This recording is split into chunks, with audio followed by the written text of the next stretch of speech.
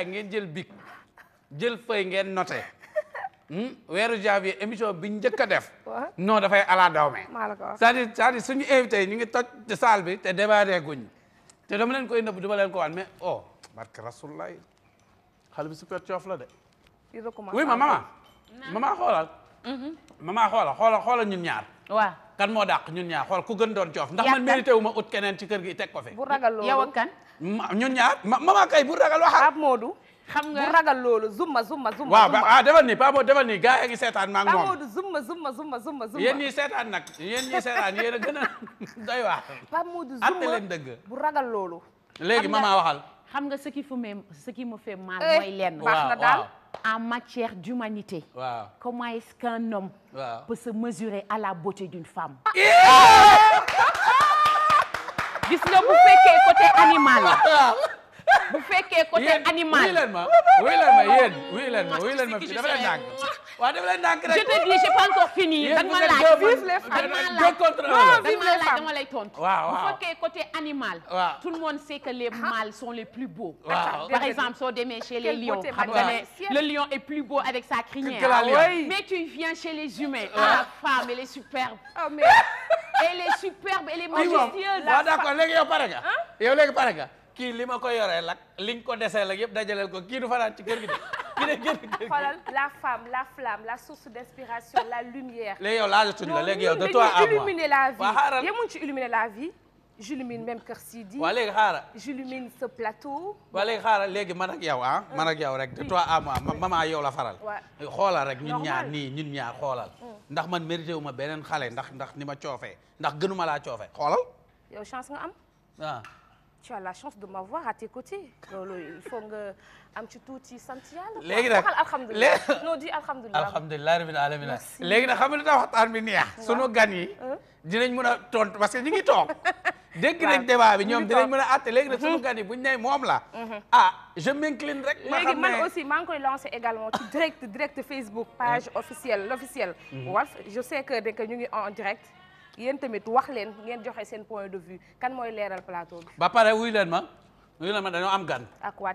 Aquaterra. ndox bi gën ci ndox yi. ndox bi nga xam ne boo koy naan sawaay macha allah sa biir du jam sa biir du métti Aquaterra mi ngi nii. ba pare boo koy naan dafa mel dafa beneen goût mu lay jox appétit pour nga lekk. doo ko tey naan Aquaterra. doo ko tey c'est plus fort que nous. ak Mamadou Yatta saay waay bilaay saay. oyof na neex na naan et puis lépp luy bienfait te ñëpp xam ne que en matière de nutrition nee nañu une personne normale war nga mën a naan 7 à 8 verres d'eau par jour.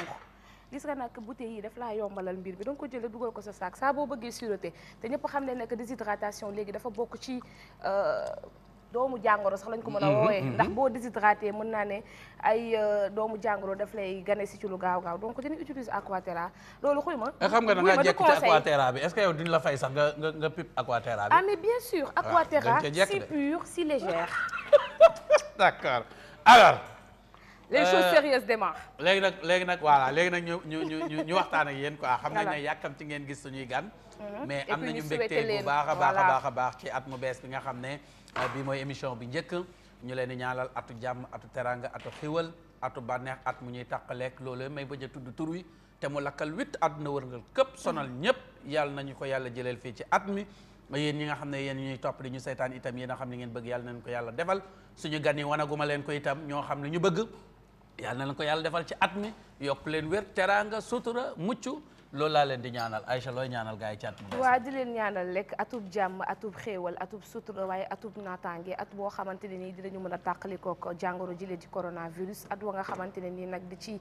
ñaanal sunu way dawlo yi ndax ñi nga xam ne ñoom ñoo faatu ci ati 2020 bi takku na takku goo xamante ne ci ay kilifa diine kilifa aada ñi nga xam ne ñoo nekk ci langum politique gi ñàkk nañ ci ay doomi aadama yu bari waaye nag lépp di ko delloo ci loxoy sunu borom te di leen ñaanal yàlla xare leen àjjana di ñaan aussi 2021 bi bu naree ñaaw yàlla mel ni 2019 te bañ ni 2020 parce que 2020 bi moom man nee naa ko am na ku ne ma 2020 6 mois la mu ne janvier février corona couvre-feu état d'urgence ak fin d'année kon nag yow nag yaa wax dëgg maman yow looy souhaité gars yi ci année bu bees bi xam naa ne gars yi ak ñoo dañ kumpa ñi ngi yàkkamtee gis suñu invité yi di ngeen muñ de koy souhaité yow man daanaka su ma waxee tey rek ça va être une répétition parce que vous avez tout dit donc li may wax c'est juste souhaiter mes meilleurs vœux à tout le monde et à tous voilà au passage man j'adore sa taille basse merci gis nga de yéen tey jaar ñaan ñi tey naa leen génne kër gi tey da ngeen may sot dox bi dugg si Mohamed dafa jaar Mohamed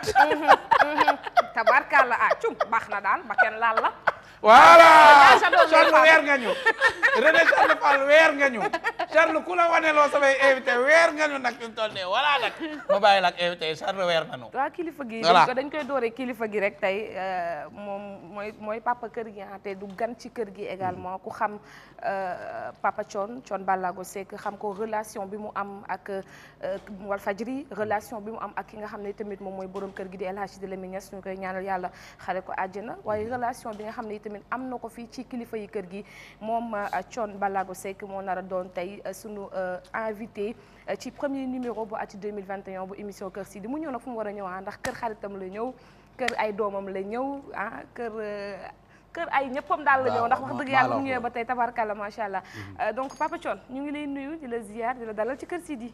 ma fille maa ngi lay fay j'apprécie beaucoup ta diction. merci. t'as une bonne diction booy lakk français laa wax nag. ah merci. vraiment non mais est-ce qu'on va pas faire l'émission en français? non on va faire l'émission en français. man sama je refuse de parler wolof. man sama ABC agul zadd. waaw léegi wolof lañ koy wax. assure la version wolof moi je gère la version français et puis kii ni nga ko waxatee maman. on assure wala. dooma may ma wax ak kii ne ko maa ngi ci Kër Sidi di def émission dégg nga maa ngi Kër Sidi damaa am ay gan ci salle bi dégg nga naa la rappelé te ki lay woo moo ko tey de. moo ko tey ñu bàyyi papa Thione kon mu donc bon merci beaucoup aussi à mon petit frère mon fils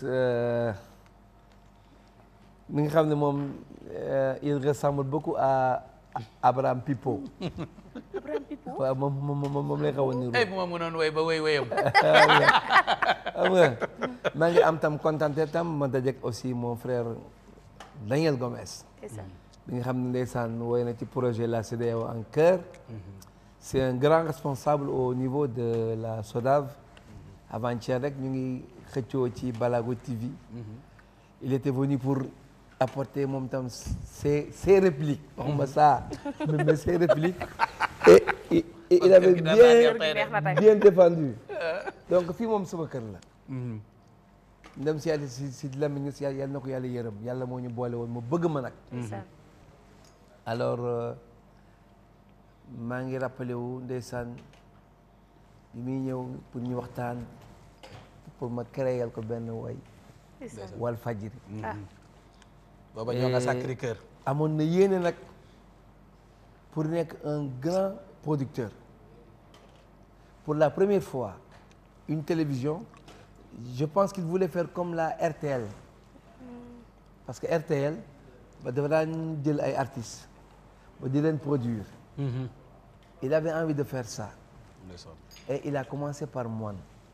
donc vraiment mais après coow piraterie yi. ak incident bi amoon entre les musiciens ak Walfadjri. moo ko découragé ba mu bàyyi ko ndeysaan.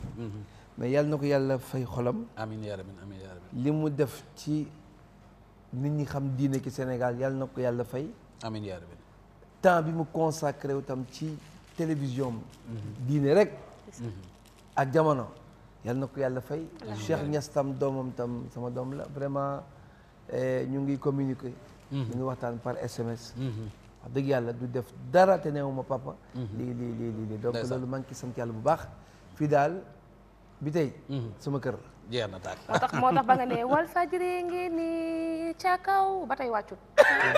léegi man papa léegi nga diyo ak moom.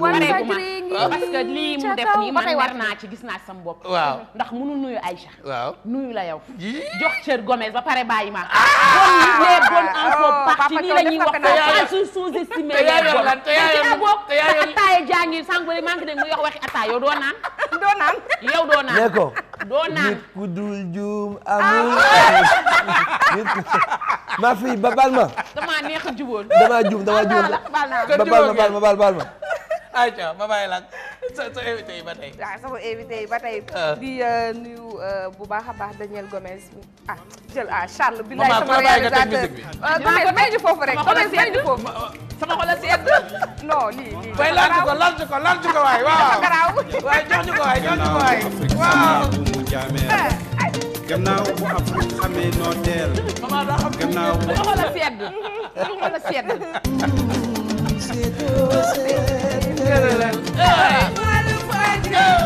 leer bii fees àddina yàlla ko waa. waaw fayal musique waaw doy na. Charles xoolal bu ma yëngal. voilà ñu ngi ak sunu beneen invité Daniel Gomez wax la ko léegi boo ak Papa Thione xam naa ne seen waxtaan dina neex lool. dina neex kay. vraiment parce que ñoom ñaar ñëpp ay acteurs culturels lañu Daniel Gomez tamit ku ci ne xam na liggéey ba nga xam ne mu ngi koy amal ci conseil d'administration bu SODAV waaye tamit bokk ci association des métiers de la musique. ngeen ci liggéey aussi liggéey bu am solo.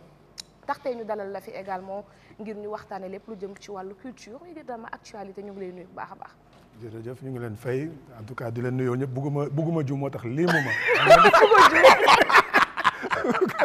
da ngay bañ keroog ci ginnaaw voilà parce que am na ko wax daal maa ngi xaar ataaya gi itam. yaa ngi xaar waaw nga dëgg en tout cas merci ci bon déjà ma nekk en même temps que sama grand Thione parce que moom peut-être qu'il ne sait pas.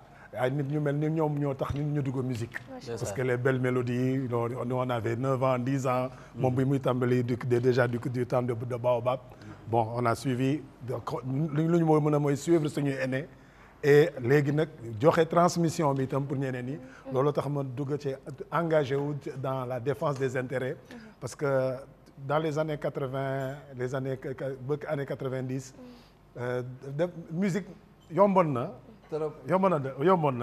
indiloo woon xaalis boobu gars yi doon xaar effectivement mais voilà xol la doon indi mais tey il faut ñu jàpp ne que quand même une musique industrie la voilà defe naa ñun li nga xam ne bi année yi di dem di augmenté wu ñun ñu commencé di gis jafe-jafe yi je pense que c'est notre rôle ñun ñu jël transmission ne gars yi lii la ñu dund te de plus en plus ñuy avancer de plus en plus muy gën a jafe je pense que ñun ñoo war a wone chemin li ñu daj ak yéen naka na ngeen mën a def pour ñëw améliorer parce que suba yéen ay nekk mag yi quoi en tout cas merci ci invitation vraiment honneur la si ñun ngir ñu recevoir la waxtaane li nga xam ne moom moo jëm ci seen wàllub secteur ak lépp mais xam naa ne balaa ñoo door gën a dugg ci waxtaan bi dañu dooree d'abord ak Papa Thione ñu gis ne que jamono ji mbas mi coronavirus mënuñu ko ñàkk bañ a ubbee ndax tamit moom mooy daanaka situation bi gën a alarmante ci jamono ji ñu mën a wax nii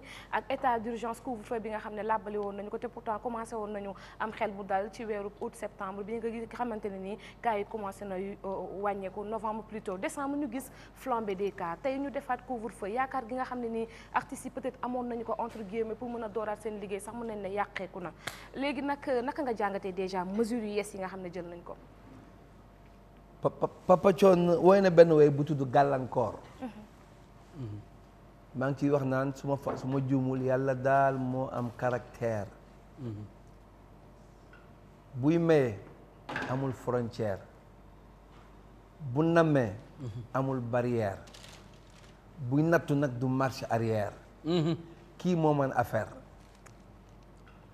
yàlla bu wàccee ay nattoom kenn mënu ki dara te dañu wax ne lu mu wàccee moo gën lu mu metti moo gën parce que am na lu tax mu def ko mais defe naa ne ñun fekk wuñu atum xiif ma dañ koy dégg rek mais defe naa ne bu corona moo gën a pire que atum xiif ma parce que loo xam ne ci ngelaw li la nekk invisible incolore inodore comme ni nga koy waxee bu la duggee rek bu yàlla dimbaliwul fa ngay jaare parce que moom say globule yëpp lay rey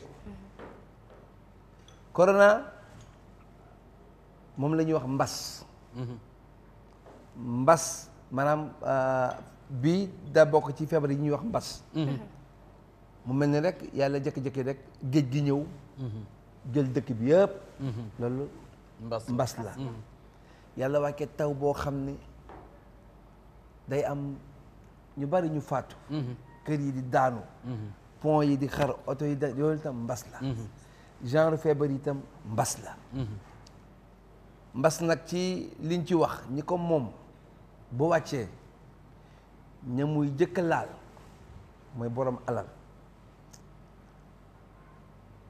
kilifa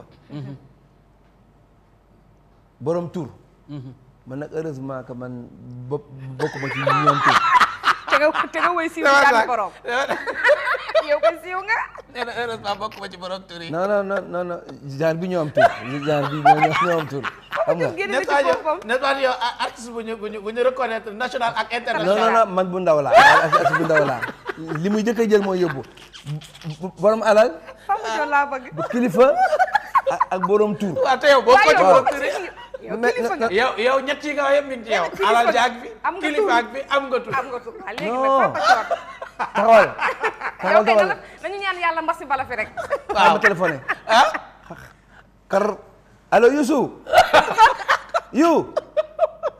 allo yu borom tur voilà ok ñu dem yooyu moom bu ñëwee ci dëkk Papa Thione yàlla nañ ci yàlla musal amiin yaa rabbi amiin ndax li mu war a yóbbu lay yóbbu waaw ça c'est vrai dina yóbbaale nag ay ceeb bu sew comprends saar gi comme saar gi ceeb bu sew bi waaw xam nga ay genre Papi Sané yi ay ñoomin Pam Modou Ousmane Senghor heureusement man sewuma dijjuma Ousmane Senghor man heureusement sewuma dijjuma bokkuma ci ceeb dijj bokkuma ci ceeb bu sew man daal heureusement man bokkuma ci ñi am tur Daniel star am na tur star la moo jiite AMS te moom am na tur moom mooy le président de l'AMS voilà xam nga léegi nag j'en profite nag pour cokkaas mon petit frère Youssou Ndour xam nga parce que dama may neex léeg-léeg ma koy cokkaas non loolu sant nañ ci ñëw parce que dama gis seen diggante relation bu neex laa gis seen diggante parce que c'est beau des fois nga cokkaas ko noonu parce que sa rakk la alors mais damay profité ci la Aïcha posé rek parce que xam nga tey ji defaat nañ couvre-feu mais démb dëkk bi da doon tàkk maanaam xale yi génn ci mbedd mi di taal pëna di jéngu mel ni dogal bi nga xam ne moom la président jëlaat ñoom dañ cee àndul ndax tey jii boo amoon message boo leen di jox lan nga leen di wax xale yi ils ont tort bu fekkee ne am na ay mag yu leen encadré ils ont plus que tort bu ñu leen seetaanee ils ont plus que tort parce que président Macky Sall bu demee ba jël bii de décision parce qu'il n'a pas le choix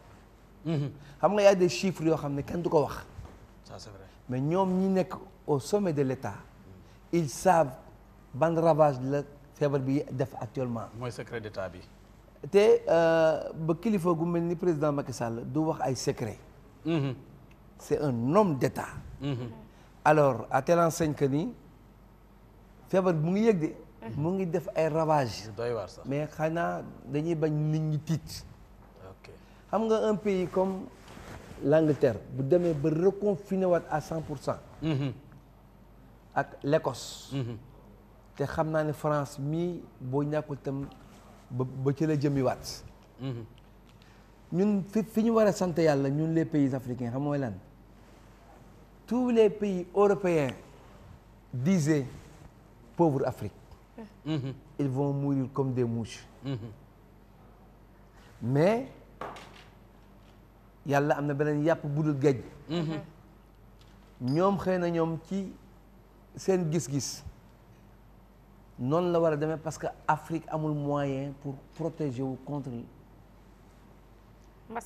la maladie ñoom ñi ko am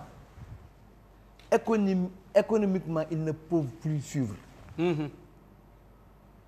ils sont fatigués mais nag yàlla ndekete yàlla ba climat bi mu ñu dencal moo ñu sauvé ñun ci corona bi ba ñoom la ñu foogoon ne que l'Afrique allait perdre beaucoup de ses habitants ndeke climat mi ba tàngaay bi moo ñu ci dimbali mais xale yi nag war nañu am tuuti yar ak am tuuti respect merci ma fille ci yenn décisions yi nga xam ne su ko état bi jëlee c'est pour protéger sa population bu moyen amoon xam naa ne même ñii xëy di dem marché sax xam naa ne président Macky Sall bu ko amoon bu ko Sénégal attanoon ba dina fay ku ne pour ñu tëj marché yi xam nga ku xëy il faut nga dem marché ndax boo demul marché ba kër ga benn cin du fa tàkk te kenn mënul muñ tëju ak xiif c'est impossible mais buñ demee ba décréter waat ba couvre-feu bi mën na ko def à partir de ba 18 heures day gën a metti waaw mais 28 heures la temps bi bu tamu sedd la presque sax même bu dul couvre-feu sax 28 heures rarement ngay gis ay nit ñu bari yu bari ci mbedd bi donc xale yi taal ay pneu di gis naa ko ci Médina HLM ñaari tali non vraiment daal loolu daal moom doy na waar daal baaxul franchement boobu moom nul kon jeex na. Daniel xam naa ne même question bi la ñu lay poser rek mais peut-être d'une autre manière parce que gisoon nañ ne bi nga xam ne mbas bi wàññeeku na ñu doon dundee yaakaar yéen taxaw ngeen sax ba demoon door li nga xam ne moom moo di ab taxawaayu ñaxtu pour mën a fësal seen kàddu ñu dégg leen au moins ñu bàyyi leen ngeen mën a wéyal seen activité comme ni mu ko comme ni ngeen ko sàkkoowee mais tey bu fekkente ne dem nañu tey ba décret waat couvre-feu état d'urgence cela voudrait dire indirectement que vraiment solution amul pour que yéen dootu leen continuer seen musique. waaw jërëjëf mais fu may tàmbalee mooy li coon ne kenn du encourager anarchie. parce que on peut pas répondre à xam ne amoo réponse nga dem ci anarchie. ñu ngi koy doon waxtaan grève yi nga xam ne étudiant ba ñuy grève bu amoon rek ñu commencé di toj bus yi alors que bus yi ñu ñoo ko moom. voilà donc effectivement loolu mën nañu ko encourager en tant que responsable. mais en même temps du ma naan mooy peut-être alerte la pour autorités yi ñu xool qu'est-ce qui ne va pas. parce que bu benn habitant ñëw commencé di yàq ci biir ndax benn décision war nañu toogaat xool décision bi naka lañ koy évaluer. je pense pas que dañu war a dem ci effectivement ñëw rek jàpp leen tëj leen non il faut qu'on se pose les questions parce que ñun ci musique bi dund nañu ko ñun liggéey ñu ça fait at dañuy gars yi dañuy neen ay 10 mois. mais mat na at parce que ki nga xam ne liggéey na en décembre 2019 janvier février ñëpp xam nañu lu tax ñuy xeex décembre 2019 mooy pour lu ñu mën a am tuuti nga xam ne ngay teg en ci épargne parce que janvier février toujours c'est calme. balaa affaire yi di commencer waat à partir de mars. te ñun dañu ñëw mars 2020 mars bi fekk ñu fi et te ñu ngi fi encore en janvier 2021 donc mais lu ñuy kaas dégguñu ko lu bëri parce que ñun ñoo njëkk a alerté ne attention lii moom bu ñu commencé confiner bu ñu commencé couvre-feu ça va être très compliqué. mais mun nañu ko ba mois de juillet. jusque ba bi gars yi ñëw joxe aide bi artistes yi après une semaine après la tabaski ñu tëjaat foofu la ko ñu commencé def benn analyse.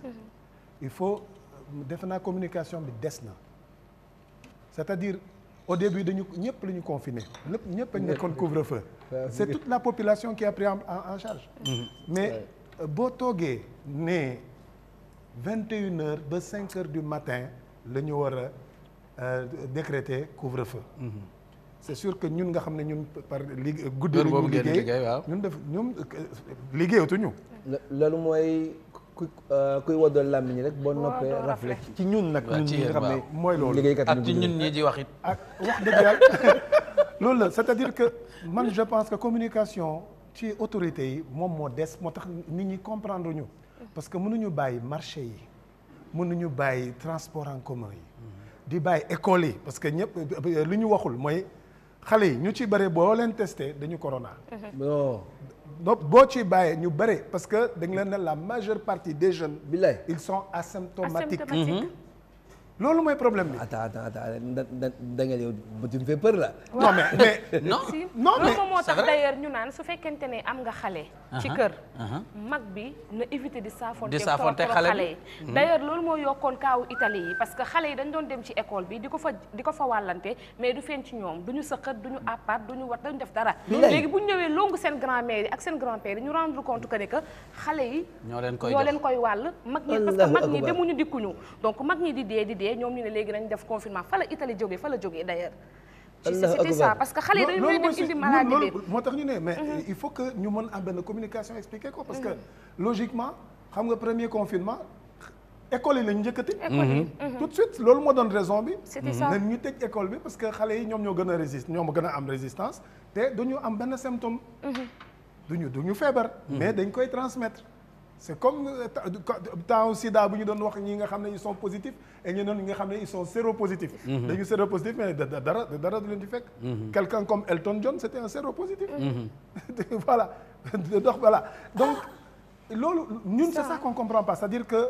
journée bi yëpp de 6 heures du matin ba 21 heures gars yi ngi dox seen soxla gars yaa ngi mélangé wu ci école yi ci marché yi ci bus yi dem ba rek am na yoo xam ne ak ni mu tàngee ngay gis masque yi gars yi gën a wàcc kon yow propose le contraire ñooñu non je ne propose pas le contraire man néewuma jàngoro bi néew fii mu ngi fii les chiffres on les invente pas mu ngi fii mais lu ñuy wax nii boo nar a jël ay mesures ne da nga lii da nga koy tëj pour mën a arrêter mbas bi waaw mais da nga koy jël à tous les niveaux bu wax loolu mais loolu la léegi peut-être communication bi il faut ñu expliquer il faut ñu mën expliquer population bi lu tax jëluñu ko à tous les niveaux parce que sinon problème bi lan la mooy man mënuma comprendre xale yi di daw ñeneen di dem marché ñeneen di entassé wu ci kaar yi wàcc nag indi jàngoro bi ci biir kër gi ñu tëj leen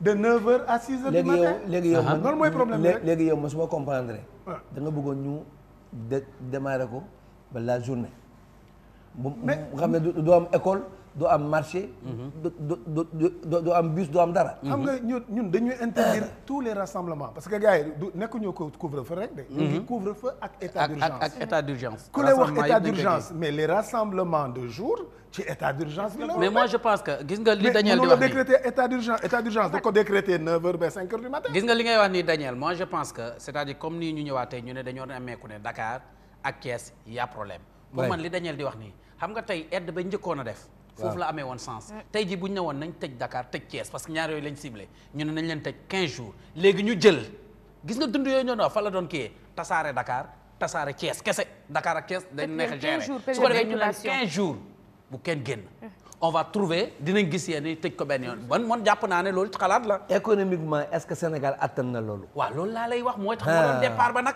xam nga départ ba alal ji jëloon yëpp teg ko économie ak santé lan la ñuy choisir santé voilà mais nag yow li nga wax nii mooy maanaam journée bi yëpp kenn du génn mais Papa Thione mais loolu buñ koy def dafay ànd ak mesure mais Papa Thione aussi il faudrait dire que man comprendre naa bu baax a baax Gomes si xam moom santé lay def moom déjà moom ci loolu la nekk il faudrait dire que également état bi mesure yu mu jëloon bu njëkk bi tegul ko woon fenn furul ci naf su bakkanam donc parce que munoo am 9 cas nga ne da ngay tëj ko xub lëmb tëj Sénégal gi yëpp nga da ngeen di couvre-feu état d'urgence pour lan et puis nga jël par exemple couvre-feu commencé ko à partir de 21h ba 6h du matin wala ba 5h du matin lu muy jëriñul dara parce que virus bi moo la wax ne moom day toog guddi gi lay doxul bëccëg te virus bi booy seet ba seet nag bëccëg bi lay dox sax doxul guddi nag ndax guddi kan mooy dox ba mu di ko kii ku amul soxla ci mbedd bi demoo fenn yaa ngi sa kër rawatina seddaay bi nga xam ne wax nga ko léegi à partir de 21h nit njaay moom da ngay tëdd bokkatu moom sama genre gi donc doo génn kon foofu mën nañ ko comprendre peut-être man je rejoins un tout petit peu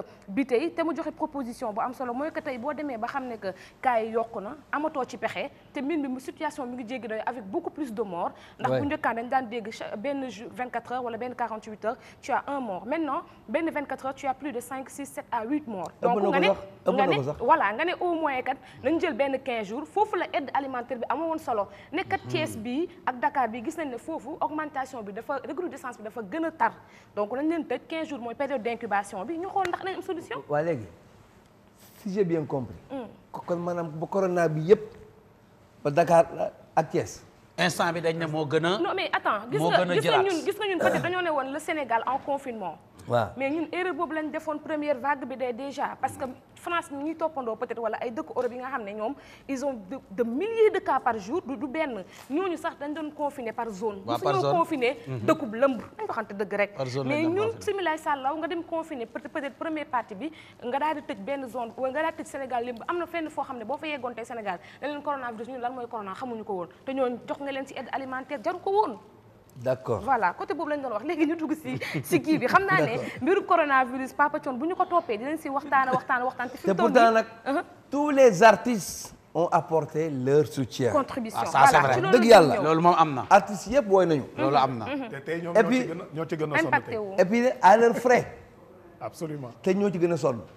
si loolu lañ doon wax parce que la fois passée également amoon na fi occasion dajale fi ay tuuti rek ma laaj tuuti ci kii bi selon man ci corona bi ba tey selon man ci man li ma gën a metti mooy fëgg jaay biy dugg ba tey gis nga tant que fëgg jaay bi ñu ngi koy bàyyi friperie muy ñëw Sénégal. dëgg nga wax de. corona du fi mës a bravo def kii bravo ma fille. non sérieusement non yow moom tu es ñoom rek. parce que ñi fa yow wax nga dëgg. parce que ñi fa àdduna seen yëre yi mais on les envoie en Afrique. ah mais est-ce que duñ ko. non ak lu ñu mënti def ça ne tue pas le virus.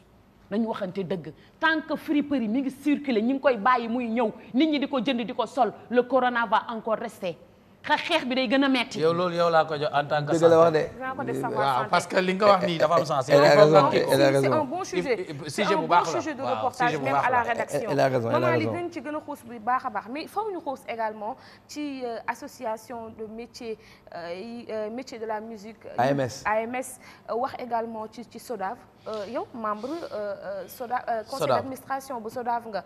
bëggoon nañu également camper débat bi un tout petit peu parce que dama ne tey du ñu am fi Gomez bi tey te duñu ko laaj naka la ñuy tabbee benn membre conseil d'administration SODAV parce que am na ci ay musiciens yu nga xamante ne ni wala ay artistes yu mag yoo xam ne sax xamuñu ko te loolu dafa jot tamit ñu gën ko leeral pour ñu mën a éviter yenn malentendus yu ñuy gis nan la ñuy élire wala nan la ñuy fexe ba tabb kenn ku bokk ci conseil d'administration bu SODAV. merci.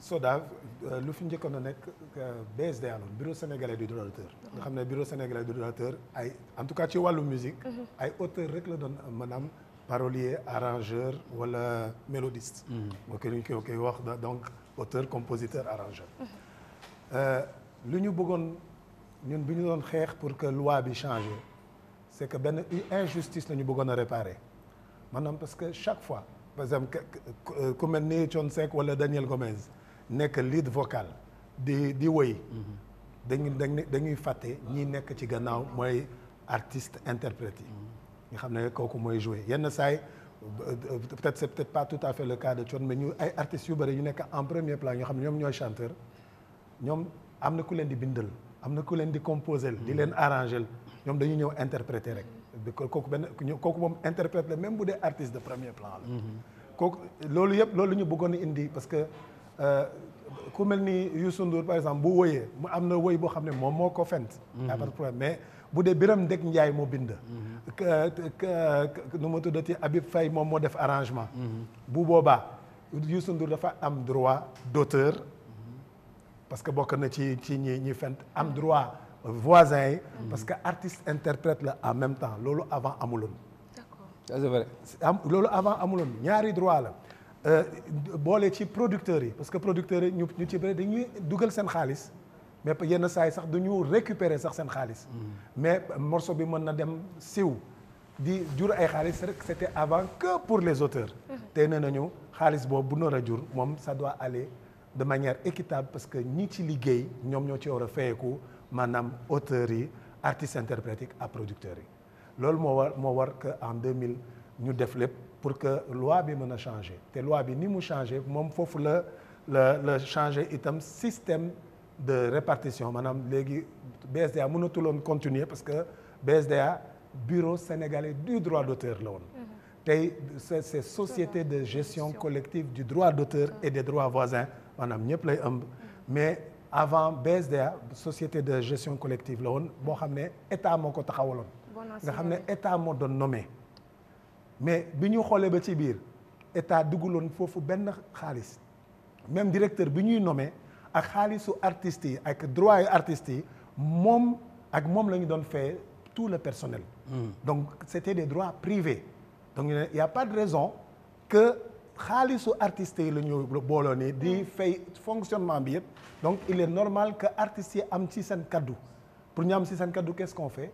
État dootul nommer kenn benn assemblée générale mooy am de tous les acteurs assemblée générale bi nag fal membre conseil d'administration ci filière yi yëpp parce que tey du musique rek muy musique muy théâtre muy cinéma muy art visuel yi ñoom ñëpp ku nekk ci choisir sa membre moo tax à conseil d'administration bi am 36 membres nga xam ne chaque collège ñoom ñoo élire seen membre léegi conseil d'administration bi ci biir seen biir ñoom ñooy élire président du conseil d'administration. D'accord léegi par vote lañ koy élire wala par choix par vote la dafa am ay candidats bu ñu leen élire léegi ñu taxawal effectivement donc conseil d'administration ak président du conseil d'administration groupe boobu léegi mooy embaucher personnel mooy engager directeur gérant moo tax ñu bëri dañuy wax waaye mais déggatuñu directeur gérant bi kenn déggu ko ma ne ko c'est normal ngeen di dégg ko président du conseil d'administration parce que la donne a changé temps au BSDA président moo doon nommé directeur ak président du conseil d'administration donc c'est normal que la plus haute autorité foofu c'était le directeur parce que moom mooy doon rendre compte directement au ministère mais tey les véritables patrons artistes yi la tey dañu yebal conseil d'administration c'est normal que président du conseil d'administration mën indi les réponses qu'il faut li ma raté mooy membre yi mu wax membre yooyu ngay wax ne ñoom ñooy dajale pour tànn membre yooyu nan lañ leen di tànnee dañ leen tànn ci seen collège bu ne xam nga collège u musiciens yi dañu tànn seen ci collège auteurs yi ñu tànn seen seen représentant ci collège artiste interprète ci musique ñu tànn seen représentant ci collège u producteur ñu tànn seen représentant ñu def ko la même chose pour théâtre bi pour cinéma bi pour nu mu tuddati danse pour art visuel looloo tax nga am benn conseil d'administration de 36 membres. D'accord. Parce que à part égalitaire ku nekk am sa représentant. alors ci damay ñëw ci moom li mu wax dafa am solo parce que man dama bëggoon ñu clarifier d'abord naka la ñuy élire ki nga xam ne peut-être moom moo di président du conseil d'administration xam également membre yi nan lay mën a tëddee pour mën a ñëw ci Papa Thione comme bu fekkente ne nii yëpp jàpp nañ ne kon vote bu ànd ak consensus la. tab bu ñëpp d'accord la kon pourquoi dernièrement ci say génn yu mujj ngay ŋàññi teewaayu Ngoné Ndour ci biir conseil d'administration bi en tant que njiit tey kii li mu wax leen naa ñi tànneef bi dañu koy voter te dañu ko élire. vote bi balaa ma cee d'accord man dama koy yëg. ah bon yëguma tinuma xawma sax naka la demee. ñi nga xam ne ñoo ñëw ci Balago TV di kaas seeni droit dañu wax ne dañu bàyyi ba Sénégal di football coupe du monde ak xawma ban pays ñu profité ci voter seeni vote xam ne kenn du ko yëg man je dis les choses telles qu'elles sont man yëguma damaa jékki-jékki rek dégg ne le bureau a été élu diw moo nekk di mais xam nga Ngoné wala Biteye wala moom Daniel Gomes ku ci manti nekk ca bopp ba du ma teree man jot man samay droit donc damay xam ne rek bon gars yi def nañ li moo xew man ŋàññ ma Ngoné Ndour te dama ko ŋàññ ba ilaa yawmi diin ñi ñëw di plaindre ci Balago TV ñoo ne d'accord ñu ci gestion bi parce que amul commission de contrôle ñu ne ça fait 5 ans xawma 4 ans que ñoom ñu ngi exister te mësul am contrôle j'ai dit su fekkee ne loolu la c'est pas normal c'est ça que j'ai dit contre moi Ngoné Ndour je vais jamais di combattre la famille Ndour je gagne quoi nada contigo aw ma temps boobu sax dafa fekk ne rek su Biteye waxee ba nga tudd ci Youssou Ndour wala moom mi Daniel Gomes mu wax ba nga tudd ci Youssou Ndour wala Ousmane Senghor wax ba nga tudd ci Youssou Ndour ça passe un peu inaperçu waaye bu ñu Thione Seck waxee you mu def buum mais pourquoi mais foofu laa bëgg a ñëw yow xam yow nee nga sax ŋàññoo ngóone mais ci biir wax yi il paraît que nee nga da nga seetlu ne Sénégal waaw culture bi fépp foo dem maanaam waa fekkee ma ci boole ñoo ko jiite. man waxuma loolu. kan ma wax loolu. man xoolal dama répété li gars yi wax. ok. gars yi bi ñu ñëwee dañu ne. musique bi culture bi ci boppam. waaw c'est entre les mains de Youssou Ndour. ok. Youssou Ndour moo jël ay nitam nag cër kii ku nekk nekkal ko fenn. man waxuma loolu gars yee ko wax man je ne fais que répéter. ma ne leen ok mais Youssou Ndour mënul am boobu pouvoir ci dëkk bi di ci ko attaque. ñu ne Adja si sama rakk la sama jigéen la nit ku baax la. yàgg na nekk RTS di def émission Njagamaar. on s'entend très bien maag moom. mais fekkee ma ci booleel la bokk. la bokk waaw ça c'est vrai. moo tax mu am chance ñu teg ko. place du souvenir. ba Grand Théâtre. Grand Théâtre un Grand Théâtre plutôt. mais fan la jëkkoon place du souvenir. ok Mounirou Sy bi mu nekkoon directeur du BSDA. fan la bokkoon du fekkee ma ci boole. ñu yóbbu ko BSDA. ñu koy yóbbu ko BSDA. waaw Racine Senghor ñu ngi wax naan bokk na ci wala bokku ci mais en tout cas il était je pense le chef de cabinet de Youssou Ndour temps bi mu nekkee ministre de la culture. waaw ñu yóbbu ko fan monument de la Renaissance. nangam na benn ñooy bagage yooyu teg fii pion nangam. mais Papa mais loolu non taxaw point bii dafa am importance. waaw mais man j'ai dit mais Youssou Ndour su ma mënee am loolu mais parce que Macky Sall moo ko jox boobu pouvoir c'est vrai ou c'est pas vrai. c'est vrai mais lu tax Macky Sall jox ko c'est vrai non c'est vrai. ma fille càkkati gin gis nga point bi. waaw point bi ok. man je n'ai fait que relater des faits. d'accord mais Youssou Ndour il a été en comment on dit en compagnie ñu koy waxee ak Macky Sall ci élection yi. borom kër gii waa ju baax ji. mii toog Alex Sidy Lamine Niass mii. je me rappelle que bi ñu nommé ministre Youssou Ndour dafa génn ci ba journalam bind nommé pour se servir. te pourtant kenn tontuwu ko mais soo xoolee lii ma la wax nii man maa Youssou Ndour la culture lan la saal yi ak symbole yi nga xam ne kenn mënu koo dindi ci culture ba pare dafa am lu muy wuyu ma jël Ousmane Senghor teg fi jël Papi Sané teg fi nangam na mais ce sont mes hommes à moi mais c'est la réalité man loolu laa wax c'est la réalité la mu def nag ak Macky Sall ba Macky Sall nangul ko loolu ñoom ñaar la te contre lu ma loolu aussi contre ma ko de il a été servi parce que dugg na ci politique ok voilà dañ ko war a servir comme ni ñu servir ñeneen ñi mais nag loo contre ñombal seen nangul ne mën naa daw d'accord waaw léegi nag moom loolu yëpp soo ko boolee. wax dëgg yàlla mais il tient la culture mais entre ses mains. mais ci politique la ko amee. mais kan moo ko jox ba pouvoir mais Macky Sall. lii moom lay wax fii ak 50 ans parce que c'est indéniable. ok su ma ko waxee nag ñu ne damaa bañ Youssou Ndour. damaa contre Youssou Ndour. man contre ma Youssou Ndour. bañu ma Youssou Ndour. mën naa ko wax tey la première fois. man Thione Seck. ku bëgg Youssou Ndour la. ku bëgg Youssou Ndour la. ndeysaan xam naa ne moom lii su ko déggee sax war na ko jaxal. ak ñi nga xam ne ñoo koy sànnile ay xeer.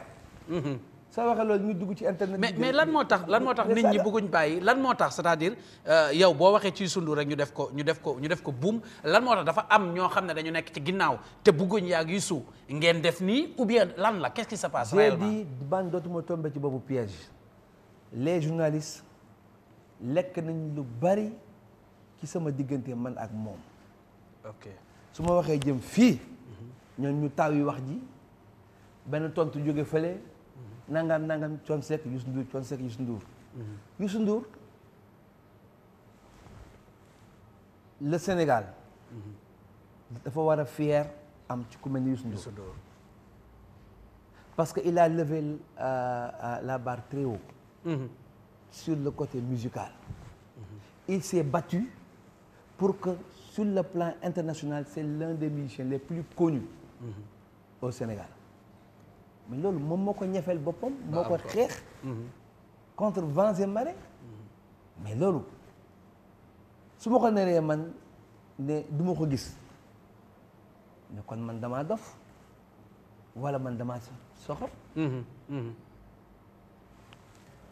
yàlla sax li mu bind yëpp ñaar la pied gauche mais pied droit loxo waaw bu fekkee ne moom loxo bi ko yàlla jox moom mu ngi ciy sàmm ba agsi fii mais man tam du ma ca puuca man tam non dawal naa bu baax a baax a baax loolu leer na waaw ma ne ko si ca géejin père wuy ma dama lay wuy si foofu mais est-ce que yaakaaroon ne Thione Seck dérange non ci ñenn ñi que ma déranger que ma ñàkk de façon li ma yàgg a déranger tax na j'ai souffert man dans la musique liñ ma woŋ ak i xët ak bagasal kàmb yàlla rek moo ma dimbali moo tax yàlla fay ma waali peut-être dëgg la parce que yàlla kenn du ko fontoo yàlla rek mooy yàlla man comprendre ma ce qui se passe entre Thione Seck Youssou Ndour dëgg la man maa daan kaas man kenn rek te jamonoy RTS bu njëkk ba te la ma daan kaas yëpp ñëpp teg nañ seen bët benn télé la woon benn rajo kenn dong la ñuy teg muy moom maa ko daan kaas man waaw loolu favoritisme la de. yaa ngi dégg sama naataango yi mel ni man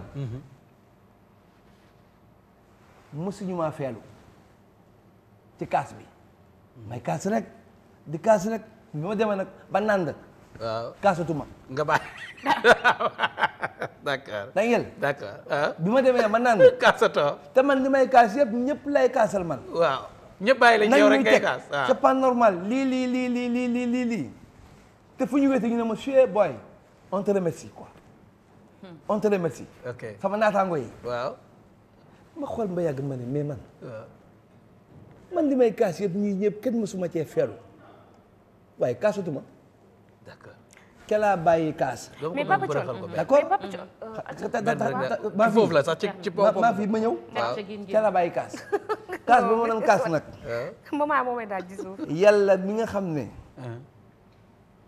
lu mu sàmm mu sàmm lu mu defar mu defar ko ok mais dem nañu avec le temps ba bis ay nit ñëw grand Thione na nga def ça va bien naka affaire yi on vient de la part de Youssou Ndour aha nee na dafa bëgg ren Bercy bi nga nekk son invité d'honneur mais man bi may dem Bercy damaa xeeñ xunn ndax damaa lëmbe ci Sénégal gi c'était incontournable te xamoon na ne ñoom xamoon na ne mën naa apporter quelque chose su ma nee man ren maa ñëw Bercy la preuve xaw ma ban Bercy moo daan fees waaye boobu non fees na dell waaw maa ngi moom ñu ngi taxaw di woy maa ngi gis ay nit di xëm ay jigéen di daanu am na ci koo xam ne boobu souvenir ba léegi dafa des sama bopp parce que ndeysaan xam na mais mu ngi baave boobu souvenir dafa des sama bopp ma gis nit ñaa ngi jooy kon damay jàpp ne ginnaaw bu Daniel Gomes waxee ci Youssou Ndour ça passe inaperçu bi tey waxi noppi waaye bu Thione Seck waxee rek su coow di jóg parce que moom laa doon ma ñaan ko dugg na ci c'est-à-dire bi nga demee Bercy waaw Sénégal adduna laay wax waaw tout le monde était content. ñëpp a kontaan. ñëpp a kontaan. waaw alors nit ñi ñu ngi doon xaar vraiment benn collaboration bu continuer ak Youssou Ndour. waaw mais dafa mel dafa am cassure après. non ba gisee ma ko ba cassure. waaw parce que on avait marqué. l'histoire jour boobu. ok on avait marqué l'histoire du jour boobu. entre-temps j'ai beaucoup voyagé. xam naa ne moom moo waxee noppi tam. dëkk yi Youssou Ndour dem. man demaguma fa.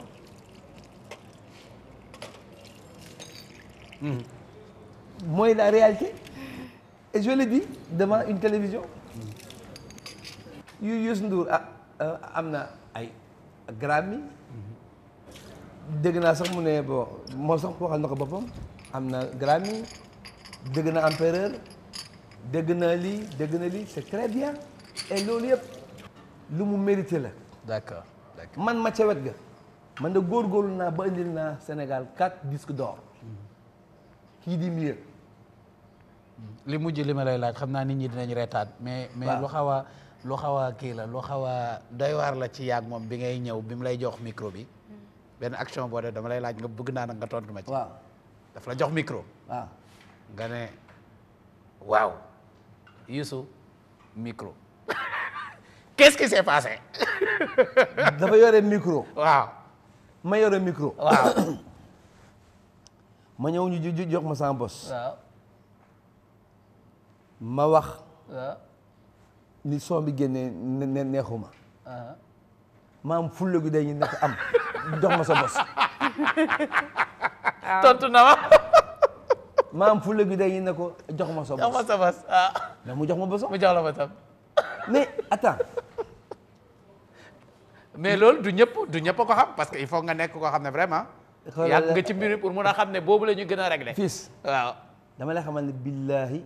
wallahi wa tallahi. Youssou Ndour a beaucoup de respect pour man. il a beaucoup de respect pour man. moo tax man tam ma respecté ko. te li nit ñi xamul man dama ko bëgg nag. ndeysaan. parce que damay xool fa mu déparé ba fi mu agsi mais il est bëggable. dëgg la. mais du ma tere nag ci biir loolu yëpp nawal lu coowal Sodav dama ciy wax. d'accord tegal sa baaraam foofu noonu. voilà Papa coowal Sodav moom dinañ ci dikkaat bu baax a baax waaye ba tey damay dem man ci Gomezan ci benn peut-être situation bu nga xam ne bëgg naa également ñu leeral ko nan la artiste bi di def peut-être ba am carte membre Sodav. balaa maa duggaat ci Papa Thione ci beneen point. ba fa laay jógee. waaw je voudrais vraiment que amalgame bi bañ a am parce que dafa am Youssou l'artiste kooku mooy intéressé Sodav. am Youssou l'entrepreneur ça n'intéresse pas à la Sodav. am Youssou qu'on le veuille l'homme d'État qui est parce que l'homme politique kooku itam on fait cette distinction moo tax ma kontaan ci les rails bi con jox il faut qu'on ait plusieurs lectures. voilà mais c'est pas parce que waxoon naa ko dans son émission c'est pas parce que am na ku sant Ndour rek léegi lépp la ñu war a mélanger et c'est ça que c'est ça c'est loolu laay ñaawtu ci détracteurs yi quoi. voilà donc il faut juste que les gens puissent faire la part des choses. kon su ma déggee bu baax y a de ces détracteurs yi nga xamante ne nii ñoom dañuy fustiger peut-être Ngoné parce que tout simplement dañuy fàtte sax méritam ndax lu mu sant Ndour. mais dañuy fàtte ne que moom d'abord dafa jàng. ñu bëri xamuñu ne que moom ay études de technicien de son la def en Angleterre. ñu xamuñu ko. et qu'on le veuille ou non elle est la première productrice du Sénégal en ce moment. avec Prince Art. ñi ko fal au niveau de la Sodav ay acteurs culturels des artistes ñoo ko fal c'est que du ñoo xam ne ñoo bokk seulement musique nee naa leen c'est plusieurs collèges c'est-à-dire que tous les acteurs culturels yu bokk Sodav ñoom ñoo ko voté à la majorité. Okay. donc peut-être bu yoroon encore santu jëkkëram Ngoné Kouyaté peut-être que ça aurait peut-être fait autre chose. mais lu mu sant Ndour ne permet pas ngay ñëw ne voilà Youssou Ndour moo ko fa teg. ça on peut pas non loolu man maa ko wax. man wax naa ne. bu nekkee PCA wu SEDAF ci barke Youssou Ndour la te loolu je le dirai. waaw mais c'est pas ça. c'est pas ça parce que élection la waxoon naa ko il y a dañuy fàtte ne dañuy wax assemblée générale bu ñu doon wax nii. mais la première assemblée générale constitutive au SODAV c'était le 13 décembre le 17 décembre 2013 King Fahd Palace foofu la ñuy fàtte historique bi foofu la ñu élire les membres du conseil d'administration. du maa nga fa woon. yaa nga fa woon. yaa ngi ci présidium bi. te yàlla xam ne ak lii ma def yëpp ci processus su mise en place su conseil d'administration. parce que man mi maa def discours d'introduction au King Fahd Palace. j'étais candidat au conseil d'administration faluñu ma. mais c'était pas ça l'important mooy ñu am ñi nga xam ne ñoo ñuy représenter ñoom la ñu fal pour que ñu nekk membre conseil d'administration. moment boobu bi ñu fa jógee les membres du conseil d'administration amoon na 7 candidats au poste de président du conseil d'administration Ngoné Ndour bokkoon na ci candidats yi kan la ñu fal Angèle Diaba donc mënuñu toog ne Youssou Ndour moo fa teg Ngoné Ndour ñi ko fal c'est des gens du secteur. non Papa Thione waxul Youssou Ndour moo ko fa teg de dafa ne. su amee lii mu am ci barke. magam la ko amee man jiiñu ma. merci beaucoup. voilà dama ne. Bouba Ndour. waaw Ngoné Ndour. Ndiaga Ndour. Ibou Ndour. Matar Ndour Saliou Ndour ak xoolal Ablaye Ñaxit Ndour. dama ne. waaw ñoom ñëpp bu yeboo ñu ñaanal yàlla Youssou Ndour mu gudd fan. amiin yaa rabbi. ñoom ñëpp ci barke Youssou Ndour la yàlla def. ñoom mu nekk seen cëslaay. waaw ku ci nekk li ngay muucu. waaw boo muucoo ba mu dugg. waaw war ngaa làqu dóor pooj daal na ko Ndour Mbergane jërëjëf. yàlla nga fi yàgg te wér. mu yeggaleel. jërëjëf non mais c'est bien. mu koy wax mais il faut pas mu koy jël mel ni moom li mu wax na ko ba pare. mais dafa am ñoo xam ne dañu ne. c'est écrit noir sur blanc. wax nañ ko ci ay rajo wax nañ ko ci ay télé dem nañu ba ci Balago TV di ko wax. ok comme quoi que c'est une famille qui accapare. te c'est Ngoné Ndour ma ne leen man xaw ma kër bu Youssou Ndour. Youssou Ndour quand je le rencontre ci ay réunion boo xam ne c'est mën nañu toog at du ma ko gis. parce que seexuñu boobu relation. yàlla def je fais partie du conseil d'administration tey ma am relation particulière de coordination ak Ngoné Ndour qui est PCA loolu la def mais moo tax ma ne nañu def séparation de SODAV ak la famille Youssou Ndour une bonne fois pour alors même foofu rek ma relance fa un tout petit peu Papa Thione ki nga xam ne moom moo di Daniel également dafa def benn genre petit historique bu am solo bu nga xamante ni faut pas ñu fàtte ko ndax avant SODAV aussi il y avait BSDA ci lañ ko remplacé SODAV BSDA en 2005 on se rappelle que lépp bi ñu koy tëral ki nga xam ne ni moom moo di Ngoné Ndour daanaka texte yi bokkoon na peut-être ci ñi nga xam ne ñoom ñoo ko xaatim liggéey bu pàcc bu am solo mais aussi faut pas oublier que c'est la première femme productrice fii nii au Sénégal jàmbaar la ci waaram pourquoi tey ñu boor a fàtte loolu yëpp mu def ci BSDA bëgg koo attribuer tey neka rakk Youssou Ndour la rek moo tax méritam wax nga wax ji si Ngoné Ndour est la première femme productrice au Sénégal parce que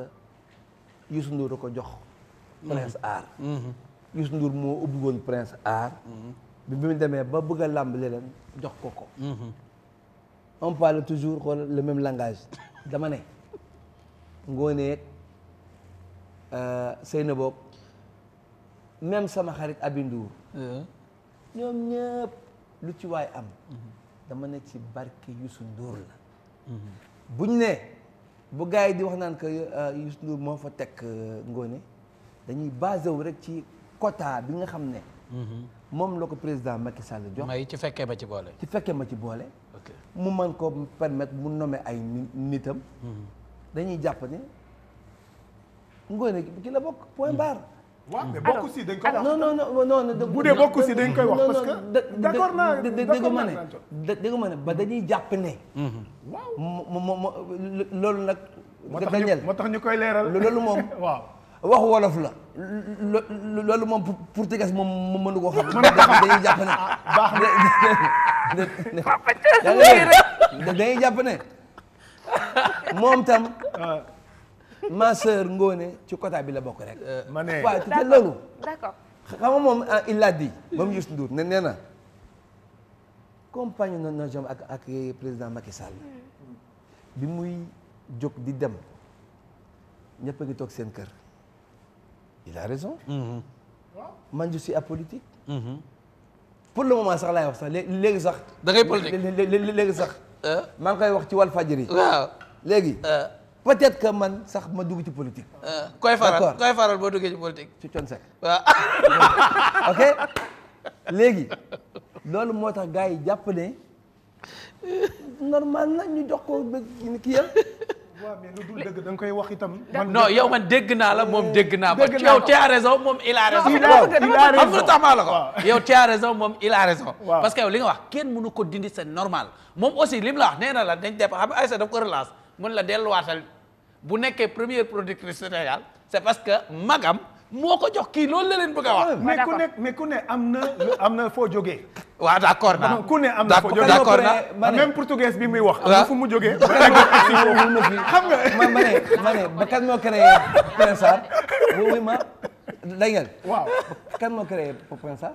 non c'est Jolo li ñu njëkk a créé. waaye mooy Prince Art rek. mais peut-être que ni mu liggéeyam itam il faut pas ñu génne li nga wax. non d'accord non je crois que d'accord nañu waaw moom tax ma ne la ku ne am na foo jógee c'est-à-dire que personne n'est venu avec la science infuse am na koo xam ne ku lay pousse.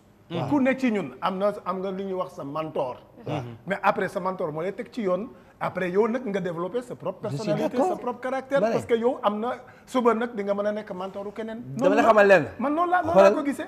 Ngoné est bien éduquée. elle est très polie. c'est vrai. xam nga man du ma wax man loo xam ne gëwuma ko. Ngoné am na yar te elle est bien éduquée te ñàkkul ndeysaan am na jaar-jaar boo xam ne ba tax na mu am les pieds sur terre. xaw ma ndax borom këram bi wàññeeku. def na ci moom loo xam ne arrondir na beaucoup d'angles pour amee benn déjà ba taxawaay même sourire ak même langage te mosuma koo dégg mu wax bu xamadi. c'est vrai. mosul am. waaw man sama problème xam mooy lan. dama bëgg ñu xam ne man je ne suis pas contre Ngoné Ndour. non kooku dégg nañu ko leer na. non loolu leer na moom. Ngoné Ndour mu nekk PCA wu SODAV.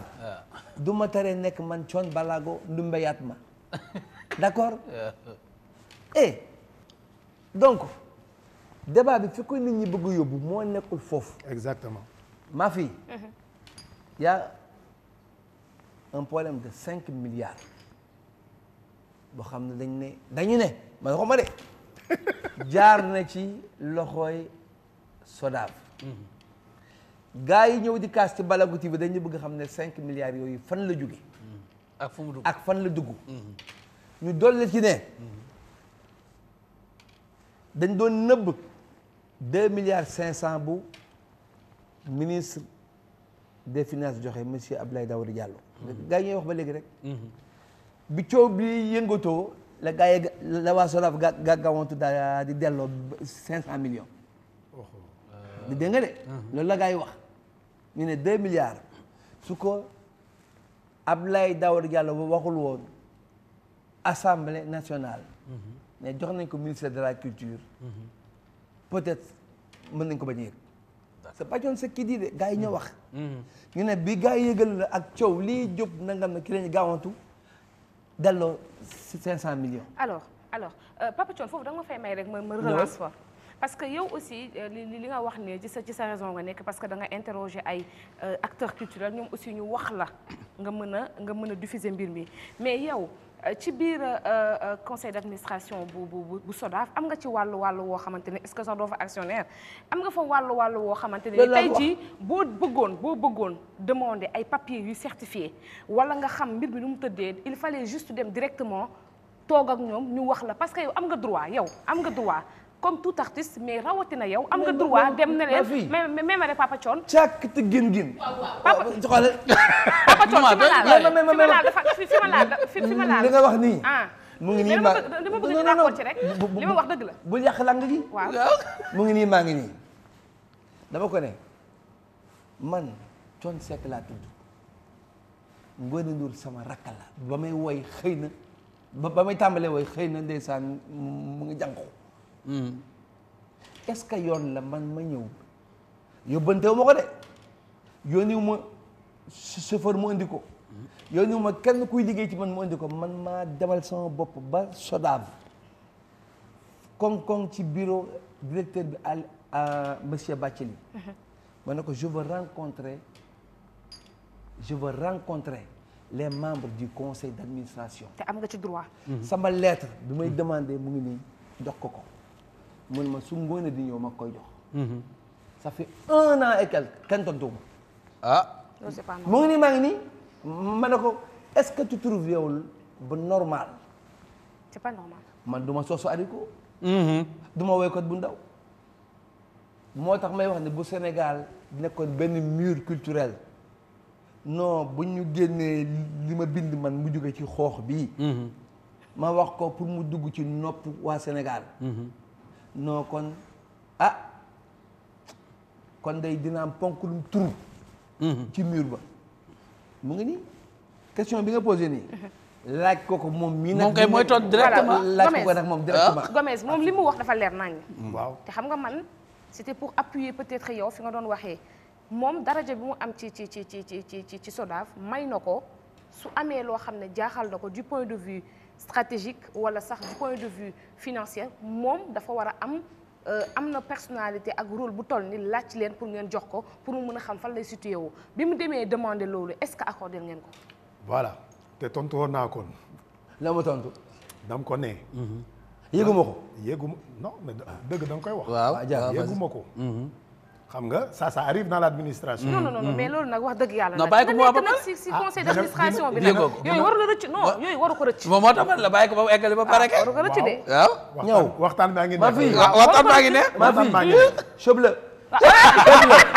c'est bien. ma ne non man non c'est tout à fait normal.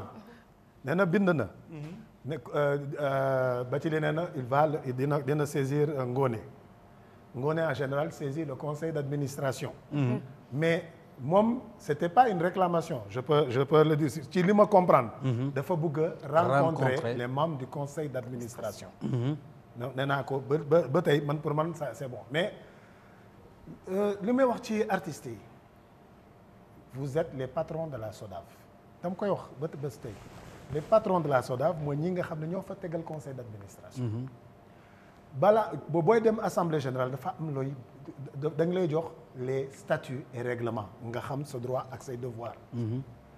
tontoon naa ko nee naa ko est-ce que tu sais que si c'est dans le cadre de la gestion. xam nga là yaa ngi casse quelque chose qui n'est pas normal. loi bi la loi te donne nga bind directeur tontu la dans l'espace d'1 mois. mën na ci am sax ay problème avec la justice bu dee tontu ko. kooku laa ko wax. ma ne que comme que c'était une demande de rencontrer le président du conseil d'administration man je peux pas répondre à ça il faut ñu xam. lu xew waxul président de daf ne les membres. non qui va rencontrer les membres. waaw l'ensemble du conseil d'administration. voilà. man li ma ne. man yéeguma ko. donc je suppose que conseil d'administration yi seen yéeguñu ko. waaw léegi foofu laa bëgg a ñëw nag. non bàyyi ma je dis yéeguma ko. il y a une rupture il y a une rupture quelque ma déposé quelque part waaw y a une rupture. non non moom d'accord na ne déposé man d'accord naa ne li may wax lu leer la man taxawuma kii Bathily en tant que directeur. taxawalu man Ngoné. artistes yi la ñu fa taxawal. il faut le comprendre. te ñoom dañu am seen filière c'est ce que je dis même texte yi daf lay may même que bu dee ci bind nga. et que les gens ne t'ont pas répondu yow mën nga saisir à n'importe quel membre du conseil d'administration. pour ne wax ko. ça fait 1 mois bind naa kenn tontuuma. parce que c'est son droit parce que moom moo élire ci conseil am. mais man li ma bëgg nga tontu ma fi ne mooy est-ce que c'est normal pendant 1 an parce que yow nee nga dans 1 mois rek war nañ ko tontu pendant 1 an nga ne encore conseil d'administration bi que yëguñu ko. ça veut dire que y a blocage est-ce que yow tu trouves ça normal? Est-ce qu'il y a blocage? man c'est la question que je me pose. waaw mais est-ce que tu trouves ça normal? Est-ce qu'il y a pas blocage? non question baa ngi noonu est-ce qu'il y a blocage? Est-ce qu'il y a pas blocage? Est-ce qu'il y a blocage? Est-ce qu'il y a pas blocage? Est-ce qu'il y a pas là? man je dirais qu'il y a pas blocage. yow ba pare nga ne. non moi parce que li tax yéen yëgu leen ko man ça m'étonne. non mais vous savez xam nga lii nu mu niru. mais man boo leen ma mayulee ma tontu dina compliqué. non bàyyi ma ñëw mi ngi mel ni tey Papa Thione am lu mu gis ñu jàllale ko ci télé bi nekk ko mu bind en tant que directeur de programme ñëw ne je veux rencontrer le président du groupe ñëw jox ma ko ma téye ko pendant 1 an Cheikh yëgu ko daf maa war a dàq. parce que du yoon moom kay daf koy yëg teg ci tànkam mbaa mu yëg ko am lu ma wax ma dellu ko avertir ko. est-ce que xam ngeen. man lu foofu laay waxee est-ce que xam ngeen ñaata lettre la ñuy recevoir. non.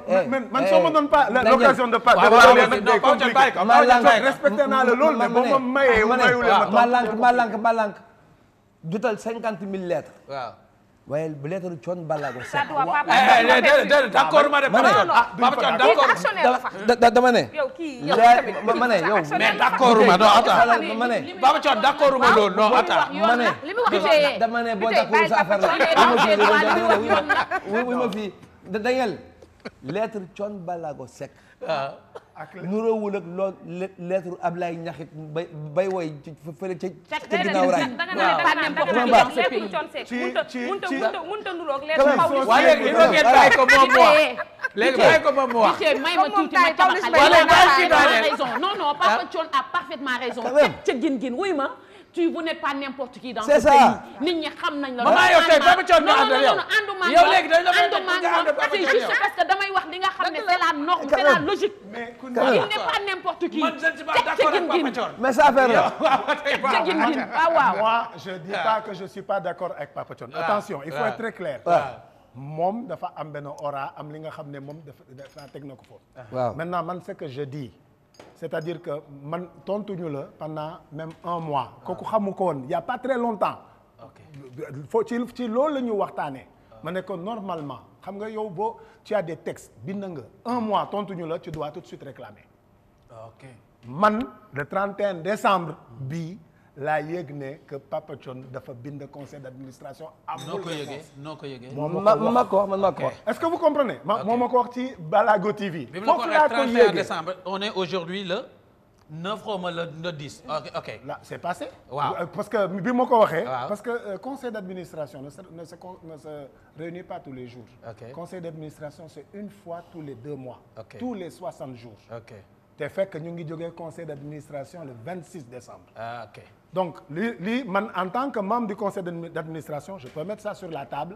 prochaine réunion du conseil d'administration automatiquement les choses vont se régler. d'accord léegi kooku amul problème. d'accord c'est-à-dire que ñun lu ñuy topp mooy texte yi parce que texte yi loolu la kii nu mu tuddati le sociétaire yi ñoom ñoo ko votel. explication bi aussi ndax du ci Covid bi ndax ci période Covid bi yéen dajaloo ngeen conseil d'administration bi.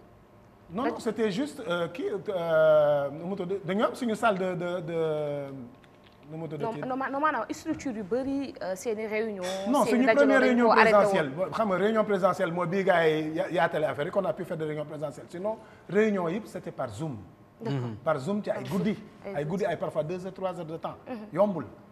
voilà ça c'est pas ça le souci. loolu rek laa bëgg a wax. ok bul jox waa SODAV lay parce que boo leen waxee loolu dinañ ne Papa Thione lettre bi mu bind daf ñoo tombé Covid. non mais dama xam lu teg na Covid nee na 1 an. mais xam nga 1 an 2020 moom c'était compliqué. monsieur Gomez man dama doon laaj est-ce que c'est une communication interne est-ce qu'elle passe bien. mais j'estime que y a aucune communication qui est parfaite il faut ñu wax ko dañ koy wax. parce que damay dégg nit ñi ne wax la SODAV ne communique pas ma ne ko non la SODAV communique jusqu'à présent.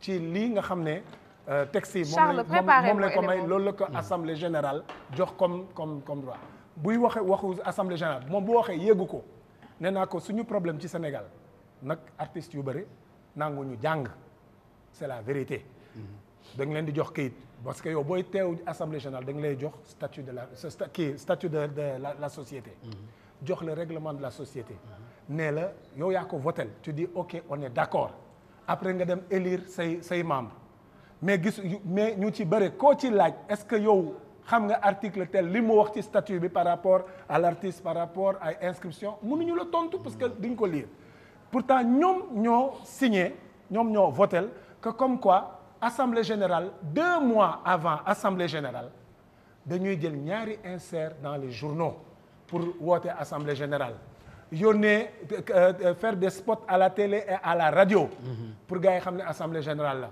yónni la ñoom ñëpp ñi nga xam ne ñoo pour la renvoyer. Je ne suis pas d'accord. Ouais, tu n'es pas d'accord mais bu boobaa dañuy dem assemblée générale ñu changer statut Daniel parce que c'est ça la loi. léegi Papa Thione non ma fille Daniel li nga wax nii mooy le droit chemin.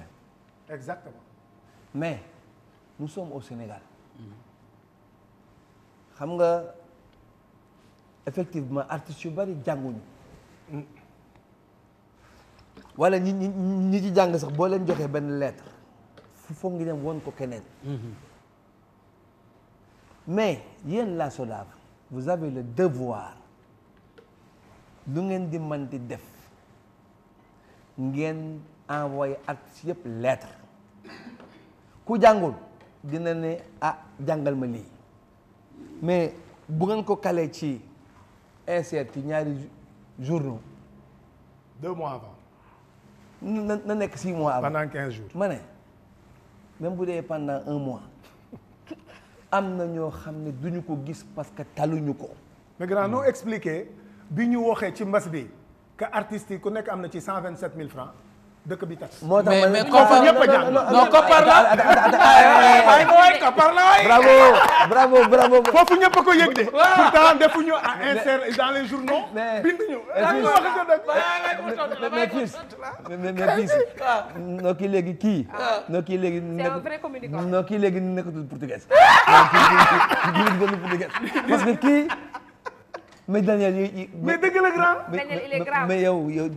pourtant amul insert amul dara mais ñëpp a ko yëg ñëpp a ko yëg wax dëgg dama ne. est-ce que Papa Thione boobu kaas na ne yëguma ko kaas nga boobu ne yëgoo ko. yëg na ko de. mais dama ne il faut que la SODAV avec moyens yi mu am. nañuy envoyer ay lettres. d'accord naa parce que yow. ni nga def ba xam ne tu as 6000 artistes. wala 7000.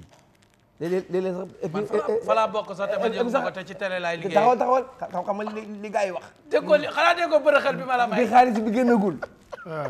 waa SODAV dañ ne y a 6000 artistes. wala 7000. xaalis bi génn rek ñu ne 11000 lañu. wax ma ko de.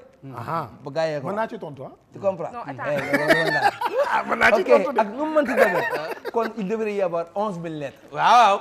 d'accord naa. envoyé par la poste. waaw. artiste bu nekk nga am sa lettre. mu jeex taag. et puis ñoom comment ils ont pu recenser 6 7000 wala 11000 artistes mais ça c'est un boulot loolu. liggéey la waaw. colossal. waaw léegi kay yow boo demee ba xam ne tànga boo demee ba recenser xam nga ne diw. diw ak diw ñi yëpp fi lañ bokk. mais defal autant de lettres.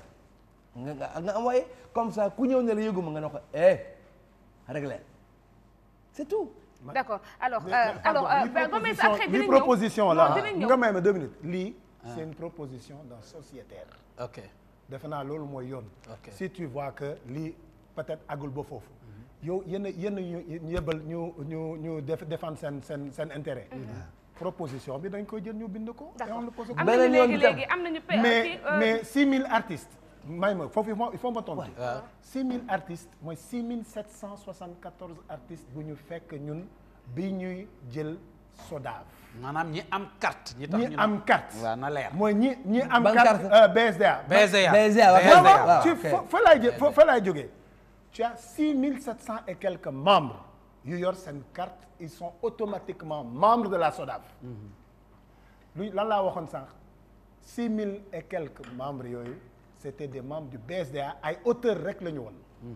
newoon naa sànq boo jëlee orchestre Thione Seck bu am peut-être 8 musiciens wala 10 musiciens.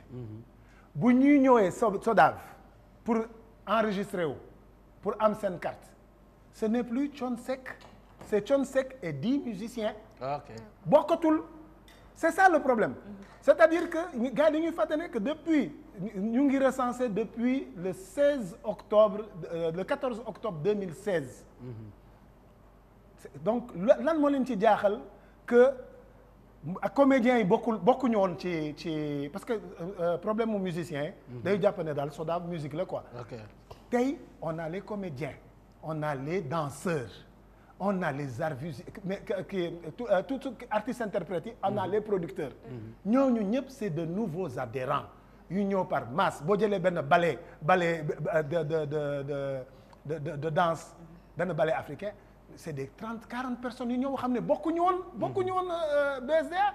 tey c'est tout ce beau monde là qui est membre de la SODAV. te bu ñu defee calcul projection bu ñëpp a bindu parce que ñëpp a bindooguñu. ñun dañu calculer que bu ñëpp bindu minimum 30 000 membres la ñu demee fan laa mën a d'accord mooy ñu mën a naan amul il y a pas 11 000 musiciens. mais il y a 11 000 membres. kooku il faut que gars yi jàpp ko quand on dit à la SODAV da ngay jox tous les membres voilà bu waxoon tous les musiciens il y a pas 11 000 musiciens mais tu dois donner à tous les membres de la SODAV. mais il y a pas que les musiciens ñu jël ñëpp nga xam ne ñoom bind nañu ci SODAV. d'accord et c'est ça le travail. et ça depuis 5 ans. bi polémique bi jógee également ki nga xam ne moom moo di directeur bu SODAV joxe woon na ci contribution ci à travers benn entretien bi nga xamante ne nii sunu naataango yi ci Dakaractu def nañu ko ñu tànn ci extrait boobu noonu quelques minutes rek ñu seetaan ko revenir sur le plateau. comme nu ma koy waxee nag adduna bi fii amul benn institution. commençant nag ci kaw ba ci suuf bu nga xam ti fee l'unanimité adduna moo demee noonu unanimité mënul am ña koy ŋàññ lu ñu war a xool nañ leen xoolaat bu baax est-ce que ña koy ŋàññ est-ce que ñoom ñu ngi ci dynamisme répertoire bu ñu laaj est-ce que c'est des gens yu nga xam actuellement ne nekk au top ils sont au sommet wala c'est des artistes aussi mais les droits aussi du dañ koy saraxe comme niñ ko buggee droit soo joué wul doo am droit suñu la exploité wul doo am droit si tu n'es pas dynamique tu n'as pas de droit si tu perds de ton dynamisme tu n'as pas de droit aussi gestion collective droit d'auteur du don droit d'auteur du tontine droit d'auteur yow la nga liggéey moom lañ lay jox artiste bi si tu es productif et très performant en retour tu auras beaucoup de droits si tu n'es pas productif tu n'es pas performant tu n'auras pas de droits si ta production baisse tes droits vont baisser forcément c'est pas la SODAV qui crée ça. donc on peut dire même que la génération des droits luy tax droits yi juddu sax ci dynamisme artiste bi la commencé parce que droits yi dañuy ñëw rek en secondaire. pandémie bi damaa ne SODAV taxawaay bu mu ci taxaw dafa am loo xam weddi bokk gis bokku ci kenn mënu ko laam-laamee dama leen di invité ngeen dugg site web SODAV ngeen xool ñaata communiqué la SODAV génne ba pandémie bi commencé ba léegi di woo nit ñi ñuy jël ci xaalis société bu nekk ci yàq. société bu nekk ci lëndëm société bu nekk ci gabegie doona woon mun a am taxawaay boobu noonu c'est parce que dañoo def une gestion rigoureuse saine et propre moo tax ba affaire bi ñëwee spectacle amatul TCA bi wax na ko léegi kenn jouetul donc nit ñi war nañ xalaat fu xaalis boobu di jógee parce que ñun sunu xaalis du état moo ñuy jox sunu xaalis ça ne vient pas du trésor public c'est des perceptions effectuées auprès de ceux qui exploitent le répertoire donc dans ce cas alors dama naan kenn jouetul salle de spectacle ubbeetul te ñun suñu xaalis jógewul trésor public comme nu ñuy fayee fonctionnaire yi mais nit ñi nañu xalaat xaalis boobu fu ñu war a jóge su doon ñii ko ñu ko jox dañoo nekk di yàq di pasaree wala di liggéeyal seen bopp duñu mun a am. alors mu ngi noonu Ali Bathily la moo nekk directeur bu SODAV mu wax nag ci loo xamante ne am na solo te Papa Thione il faudrait ma interpeller fa bu baax a baax bien vrai que début kàddoom man je n'étais pas d'accord ak moom bi mu naan que institution yëpp a yem foo jaar ñu ŋàññi la il faudrait mieux ngay def loo xam ne duñu leen ŋàññee d'abord avant maa ñëw ci ki nga xam ne moom moo di Papa Thione dafa wax aussi lu am solo ni que artistes yi nekk di coow yëpp booy seet ils sont pas productifs ndax ñi productif dëgg dégguñu leen ci lenn exemple rek mën nañ ko jël ci Wally Ballago Seck nga xam ne mooy sa doom fi mu toll nii lu muy kaas ndaxte wax dëgg yàlla il est productif te bu deekee fayee ko aussi mu ngi fayee ko droit d'auteur am ni mu waree parce que ay mbiram lépp ñu ngi ci marché bi ku ci mel ni peut-être ay ñeneen mën nañ leen lim ay ñoom Youssou Ndour ak quelque chose ñeneen ak ñeneen mais yéen ñi nga xam ne nii peut-être ñi nga xam te ne productif uñu wala gisatuñu trop seeni production ci télé rek ñoom ñooy nekk di wax pourquoi. xam nga le problème de la SODAV je l'ai toujours dit wax naa ko Daniel je l'ai toujours dit à mon ami Aziz Dieng dafa am un manque de communication bu grave boo xam ne bu fekkee ne communication yi dafay ñëw en temps réel et quotidiennement aux dates indiquées du am coow mais xam nga nit ki tam bu yaakaaree de xaalisam mu ngi fii te bu njëkk ba il percevait tous les 6 mois que mu productif que mu ñàkk productif parce que si tu es productif tu gagnes beaucoup. Si tu ne l'es pas tu gagnes moins. N'est-ce pas? Mais au moins que mu bari que mu néew di nga ko jot tous les 6 mois. li njëkk am mooy ñoom ils sont restés 2 ans kenn fayul ok ñi njëkk yëkkati wax ji mooy Pape Cheikh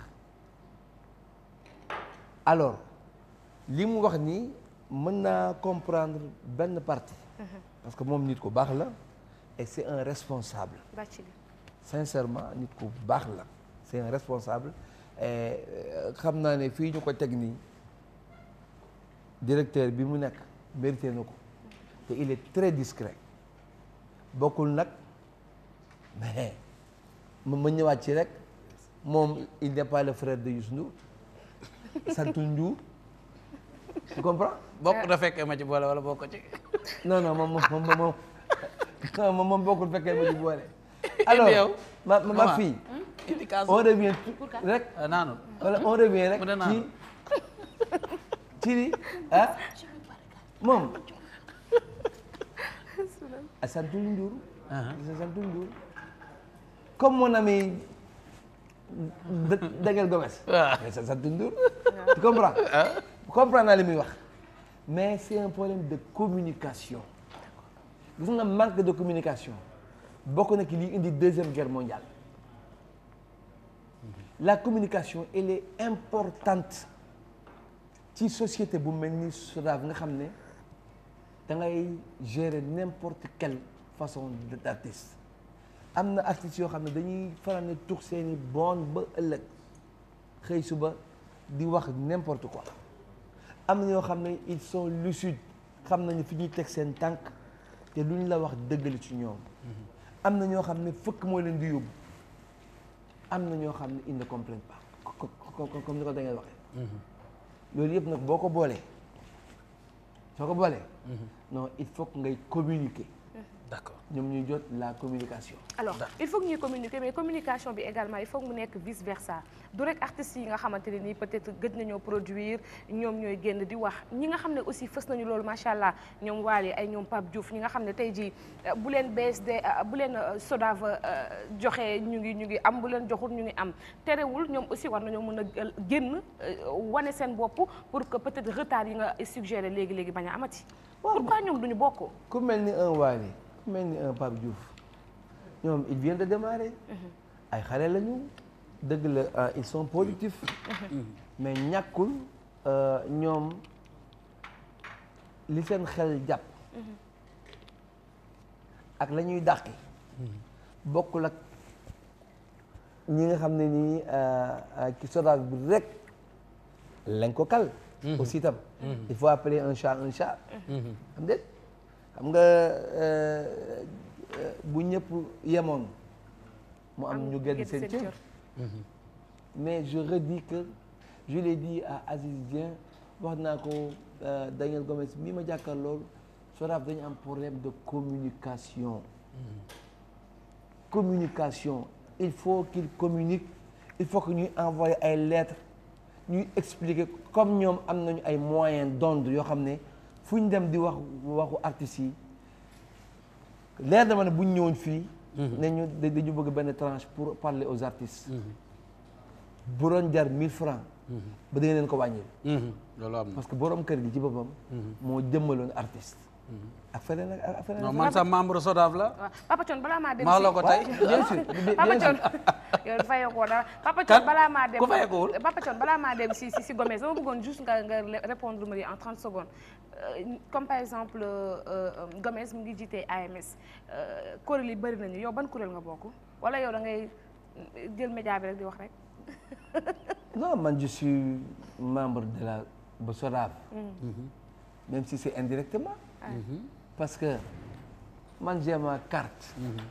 booba temps doom defe naa. juddoogul. yaa ngi jàng rap. non boobu juddoogul nga jàng rap. non boobu temps ju judd na ba bàyyi ko mu judd. n'est-ce pas non dama ko bàyyi mu juddee parce que juddoogu toon. ok bon bi ñuy voté la loi. assemblée maa ngi toog man maa fa nekkoon Youssou Ndour. bàyyi ko judd. Youssou Ndour ak defe naa à peine je crois ak Bab Mal.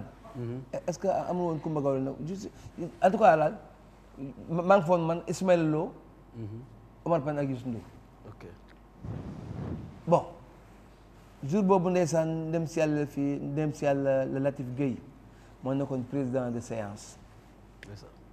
moo yëkkati seen bâton yooyu ne à ce jour. lim xam ban date la loi sur la piraterie xam nga les musiciens nan a été voté par. ñëpp ñu tàcc. ma profité nag jour boobu Youssou Ndour ñu ñëwee dañ ko dàq. léegi lu tax ñu dàq ko. takkul karawaat. boobu takkul karawaat. boobu temps boobu lu solo.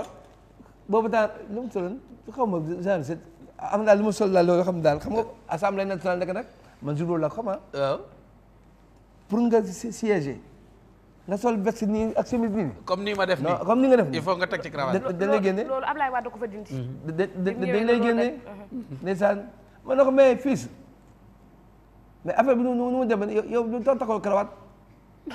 day na ko gën a il a fallu que xaw ma benn garde de corps bu ne ci biti moo teg karawaatam ndeysaan. jox ko takkal ko mais jour boobu. on était tous contents. dañu jógee assemblée. man moom Omar Pène defe naa ak Ismaël Lo ñu continuer 4C. waaw parce que boobu temps dafa gëndoon matériel bu bees tàq bu puissant. léegi nag mu invité joxe ay carte ñu fees del ba c'était gratis. ok pour ñu ñëw ñu gis matériel bi mu jënd ñun tam ñu xool ndax du ñu mën a jouer en live. ok mais c'était sympa. oui c'était sympa. très nice sympa man ma wax keneen wax nangam ñëpp. wala ñu joxante loxo nangam kottante. d'accord moom maa ngi ko doon posé si lu am solo. bu am solo la. kii barki li ma wax man maa ko dégg demal. maa ngi moom damaa fekk code yi ñuy joxante. waaw may naa dama garaaw. Gomez man dama bëggoon dugg ak yow fenn.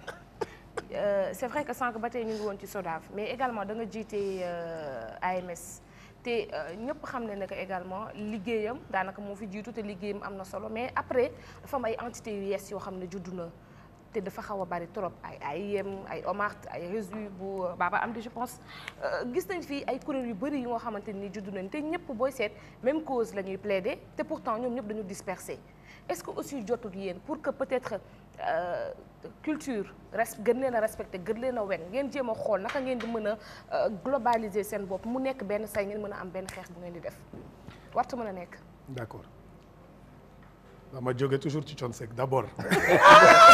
yaa war a bàyyi nag Papa Thione non coono ko tooñ parce que coono jékki-jékki naan ko portugais bi da koo bëgg a wax ne ko du ma portugais bi. man kañ nangu naa. Papa Thione laa lébu laa lu la neex daal man nangu naa. kii je suis un homme du maman monde. doo jox mouchoir léegi non xam sax ma koy portugais parce que léegi dafa dégg olof léegi. léegi daa dégg olof léegi dafa dégg daaj parce que sax maanaam ma olof. man ni ma ko waxee non xam nga télévision la ñu nekk. waaw bon moom dafa am lu mu dégg. wax ko. gars yi di ko dégg. buñ ci tontuwulee day mel ni dëgg la. man je défie quel qu'il soit muy Pape et Cheikh wala muy keneen ne SODAV toog na 2 ans fayu ko et je le dis en toute responsabilité. nee naa leen Pape et Cheikh bii mu commencé kaas dégg nañu ko fi ci journaux yi di ak ci télé yi. dafa nee na fépp que du temps BSDA mu ngi doon añ mu ngi doon ndekki añ ak reer te ak ñogonal ak ñogonal waaye te temps SODAV ndekki li sax daa jafe. bi ñu demee dañu convoqué ba bureau ministre. te bëgg naa leen wax dara SODAV. bu ministre di ko woowee par rapport ak benn benn sociétaire. day dem par respect mais c'est pas une obligation. ok ñun on n'a pas de compte à rendre à un ministère par rapport ak benn sociétaire lu muy kaas parce que loolu c'est dans les textes. ah bon ah oui parce que nous on n'est pas une société d'État benn société privée la ñu. donc moom day mel ni benn sociétaire Sonatel dem gis ministre de la télécommunication pour lu tax man sama problème sama droit réglé wuñu ko. c'est exactement la même chose. non grand bàyyi ma tontu. non Daniel je suis pas d'accord avec toi. may naa la ko mën nga bañ a d'accord on est en démocratie.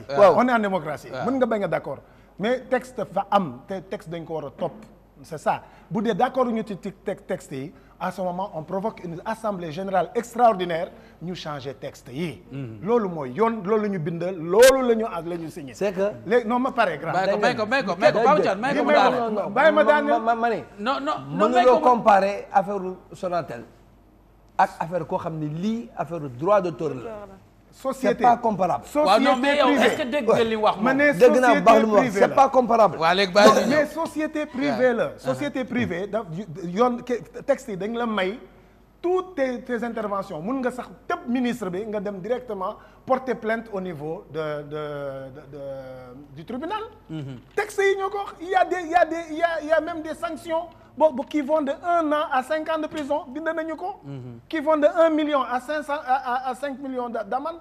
mu ngi ci texte yi mais loolu bu ñu ko yéegoon bu ñu liiroon seen texte yi loolu duñu egg ba ci ministre bi mais lu fa xew bi ñu egg ci ministre loolu la wax Ali Bathily bi ngeen dégg léegi moom moo ñëw indi les relevés de compte ministre bi moo xoolaat Pape et Cheikh kii Pape ne ko sa waay est-ce que lii lu ñu bind dëgg la c'est-à-dire lu ñu bind moom li mu jot ak SODAV en 2 ans moo ëpp li mu jot avec BSDA en 7 ans.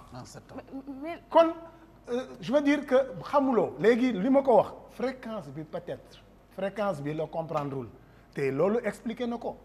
mun nga toog benn fréquence peut-être que temps parce que temps wu BSDA ñoom Pape Cheikh mais xewoon nañu fi. toj nañu fi kër ga. c'est normal bu ñu la waxee jox nañu ko 10 millions du bett kenn mais mënuñu xalaat que jot nañu 10 millions il y a 10 ans wala il y a 7 ans nga ñëwaat bëgg a jotaat encore 10 millions alors que ce répertoire dawul ni mu naroon a daw ni mu doon daw avant c'est la logique. actuellement seen fay ñoom musiciens yi SODAV seen fay c'est-à-dire chaque année la ou chaque mois la ou chaque 6 mois la. c'est chaque 6 mois ñun on fait même chaque 3 mois selon les droits numériques selon les droits mécaniques. mais chaque 6 mois yaa ngi jot sa xaalis. loolu c'est valable ci musiciens yi ak artistes yi théâtre bi ak yooyu yëpp ou bien. bien sûr mais musicien comme musique bi répertoire bi moo ci gën a moo ci gën a fës c'est ça day yow sa yoon newu ci day ñëw waaw c'est ça qu'il y a. mais non parce que non yow sa yoon newu ci parce que li tax ma la lool. man en 2005 la am carte. BSDA donc membre la bokk naa ci. te pour ma fayee ko il faut que ma jël sama téléphone ma woote ndax am naa fa dara. ba léegi nii. ba léegi. bu mujj bi passé man maa woote ndax am naa fa dara ñu xoolaa ma ne ma am na fa dara donc man du ma xam je comprends même pas. non tu sa yoon newu ci. waaw tu comprends pas donc yow liiruloo sa texte. jotuma sa texte. c'est en plus. jotuma sa texte kon yow da ngay nekk ci benn association de communication. jotuma sa texte. non y a pas de mu ne ko. non li ma nangul il n'y a pas de manque de communication. mun nañu y a pas de manque de communication li may wax lu leer la. parce que lu ñuy def y a chaque fois de la communication naka ñeneen ñi naka la ñuy def ba yéeg nekk ñu ngi fay loolu il faut ñu laaj leen ko. ok parce que dañ ko lire dañu jot. léegi wax ko léegi ñi nga xam ne man ñu xam ko ma ne la waaw ma ne la yow sa borom kër waaw moom bu bëgg a jot xaalis day dem jël si xaalisam ñëw fëgg sa bunte ñëw ne ana sama xaalis waaw kooku nag vraiment nañu wax dëgg te Sodav suñu kër la waaw d'accord donc li may def c'est normal maay woote laaj ndax am na nga woote laaj ndax mais ça veut pas dire que Sodav communiqué wul Sodav chaque fois bu amee répartition daf koy bind te nee naa ko tey ñëpp a yor smartphone ñëpp a yor smartphone non du ñëpp ñëpp ay aussi grand 99,9% non léegi am na dañ koy nee naan dañuy def chaque fois dañ koy bind ci journal yi il y a des annonces dans les journaux annonces ci réseaux sociaux annonce sur la page Facebook de la Sodav te Sodav am na benn site web lasodav.sn nii loolu la ñu bëggul dégg léegi bu ñu ma waxee que communication bi peut-être doyul dinaa ko ne waaw foofu dinaa ko nangul ne ko xëy na pour nii ñi mel nii moom ak ñeneen xam ne jotuñu ko la amuñu seen smartphone bi tey mën nañu xool mu demee c'est pas la majorité noppi ba ma jox la carte saa bu BSDA di fay. wala Sodav. dañu doon bind. musiciens yi. dañuy wootante ngénteli. ba ngénteli. ba tel jour la ngénteli. billahi barke yooyu bi tu comprends. yéen nga comprendre que ne ngénteli mooy joxe bi. ñoom ñii. ils sont même pas au courant. mais ñoom musiciens seen biir. ñooy waxtaan ngénteli ba léegi musiciens seen biir. mais man kenn woo ko ma demee ngénteli suba la de. non kon man toujours du ma lekk ci laax yow. musiciens yi mais ban collège nga bokk. musiciens yi damay bind. da ngay bind théâtre. est-ce que yaa ngi suivre say pièces xam nga c'est très important. du lu ñuy wax nii. parce que artistes yi itam dafa mel ni ñoom bindu nañu. non man dama lay wax au départ mais doog a ñëw en 2005. franchement chapeau laa defoon BSDA. ndax saison bu ma jàllee. buñ ma fayee ma kontaan en 2005. d'accord loolu moom dama koy wax 2005 2006 2007 mais gis nga bi ñu demee ay 2011 yooyu affaire yi commencé yànq. j'ai pas compris mais man boo ma expliquer dinaa comprendre. parce que xam nga man du ma ŋàññ man damay xam. man maanaam damay laaj ñu wax ma buñ ma waxee ma sukkandiku ci loolu ñu ma wax. man noonu laay dundee ak ñoom waaw. léegi mon cher mon ami. waaw léegi. ba Sodav. amatul problème y a Balago TV qui est là règlement bu génn ñëwal ne. bon Fadjri qui est là aussi. non on appelle tout le monde. léegi yow yaa soxor waay. yow yaa soxor waay. léegi lu mu bëgg a wax. Balago TV mooy këru artistes yi. waaw d'accord waay yow. non da ngay fay publicité de. non mais yow da ngay fay publicité tey. waaw dama def publicité. Balago TV mooy këru yéen fay leen ma sax. mais bi tey non. bi tey y a quelque chose d'important. artiste war ko xam. waaw c'est-à-dire que ñu ci bëri dañuy ñëw dañuy bindu dem. dootuñu toppatoo seen œuvre bi nu muy lawee ndax mu ngi dox wala doxul. parce que ñoom dañu jàpp ne que comme que bindu nañu Sodav. normalement Sodav daf leen di war a woo pour fay leen. xam nga am na ay musiciens yoo xam ne kenn xamu leen boo demee sur la petite côte. am na ay musiciens yoo xam ne ñu ngi laal ay millions. par 3 mois. ay millions ndax lan ñoom dañuy jouer jour bu ne ñu ngi jouer. jour bu ne ñu remplir seen fiche d'exécution jaune. ñu remplir ko. ce qui fait que hôtel buy fay droit d'auteur. xam nañu kan nañu war a séddale xaalis bi. mais fii da ngay gis ñuy jouer fi ay artistes yu mag.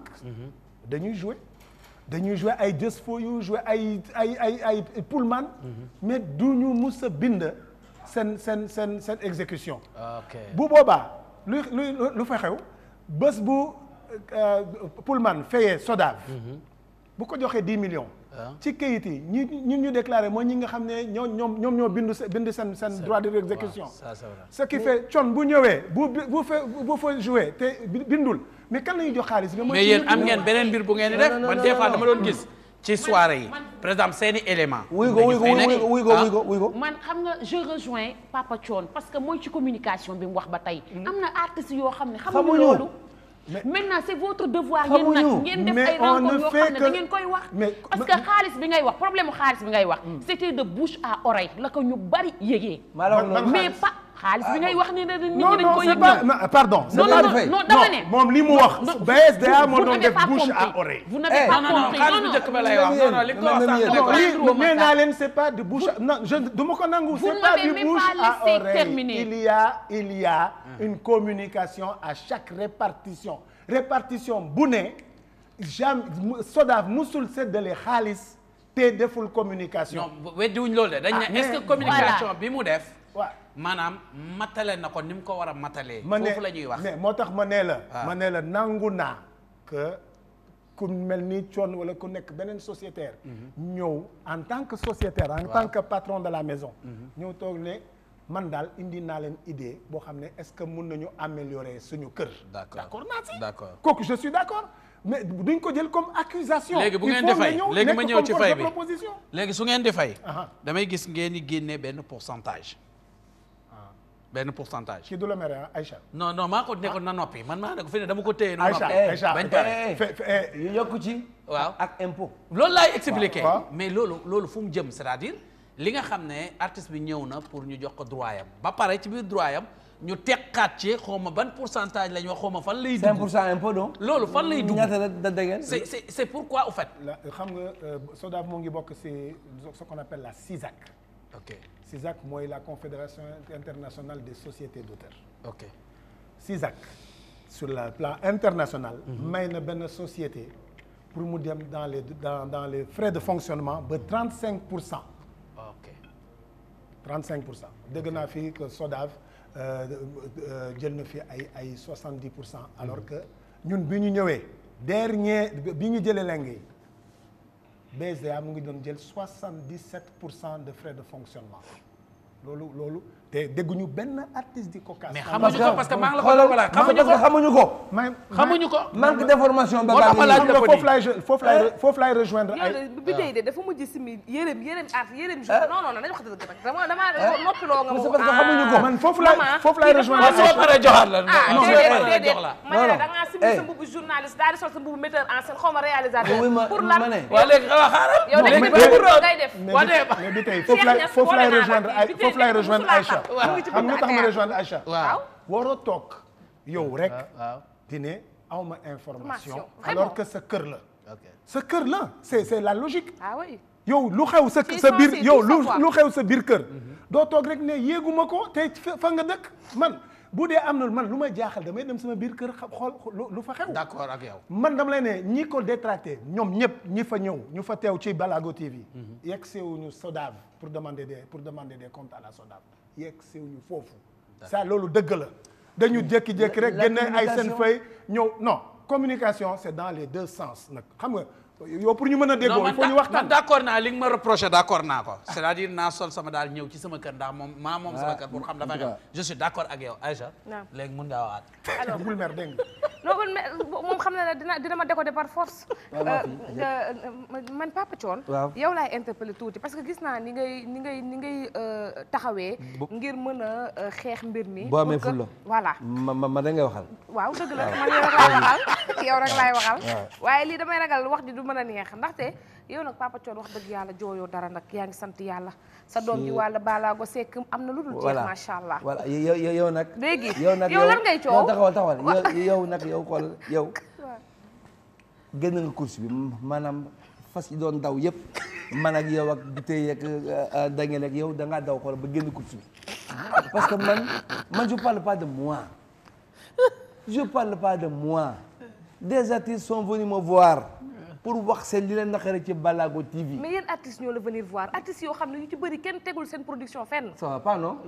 damay laajte rek. karakat la waa xaar karakat la artiste est-ce que aussi yooyu noonu am. est-ce que Wally ñoo la di plaindre ci yow est-ce que Pape Diouf ñoo la di plaindre ci yow. est-ce que artistes yi nga xam ne peut-être ñoom la ñuy dégg plaindre ci yow ñiy plaindre ci yow peut-être ñi nga xam ne nii ñoom.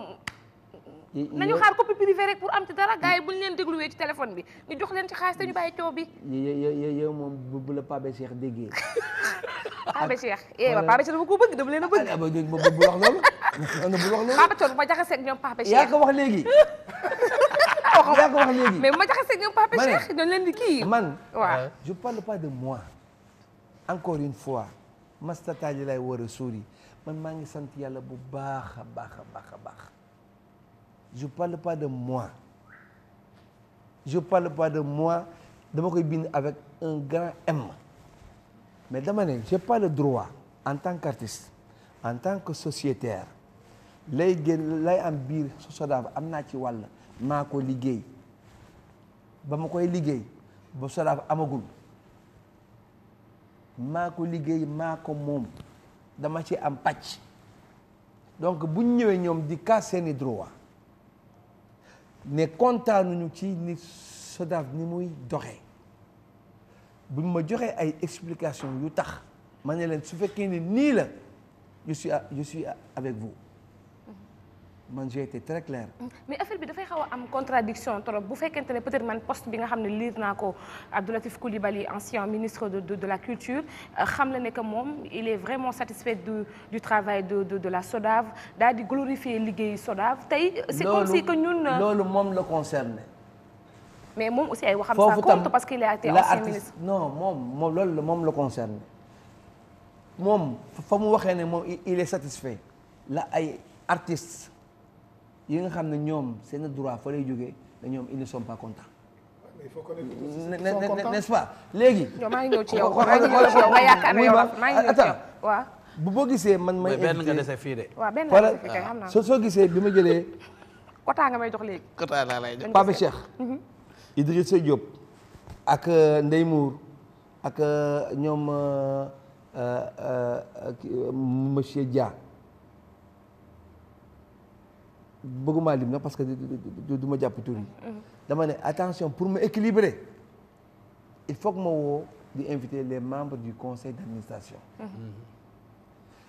heureusement comme booy bi léegi ba dafa dégg daaj waaw balaa ma koy woo sax moom ma woo grand Thion ma ne ko waaw dégg naa lépp foofu la may ma ne ko waaw mu ne ma jox ma jour ma ñëw gaaw waaw donc moom waaw il est dans son rôle. ah oui. ok léegi yéen ñii. yéen a ma téye fii. waaw. yàlla xam na ne sama téléphone baa ngi sonné rek. parce que alaaji maan mu ngi may xaar. coon dafa sol beneen mbubb. dafa. coon buñ seetaanee suñu place la bëgg a jël. coon taxawal na Balago TV doon journaliste di oo ay nitam di leen dalal. te coon ñun liñ doon xaar ci yow wax naa ko loolu laa mere woon Youssou Ndour ba mu duggee ci nguur gi. non dama mere Youssou Ndour. xam nga lu tax parce que bu wéyee damay kontaan comme yow ni ma mel ak yow. waaw mais tey Youssou Ndour bu defee ñukk musique bi dugg ci nguur gi mere woon naa ko ci parce que dama ko soxla waaye yow it. ba bàyyil ma ñëw rek bàyyil ma ñëw. yow it ma may la benn parenthèse. waaw li mu dugg ci nguur gi. waaw moo tax mu am. li mu am waa d'accord bu ñu ko tegal fii. waa d'accord moo tax mu ne léegi moom c'est un homme d'état. waa léegi bàyyil ma ñëw ci yow bàyyil jàmbur bi bàyyil ma ñëw.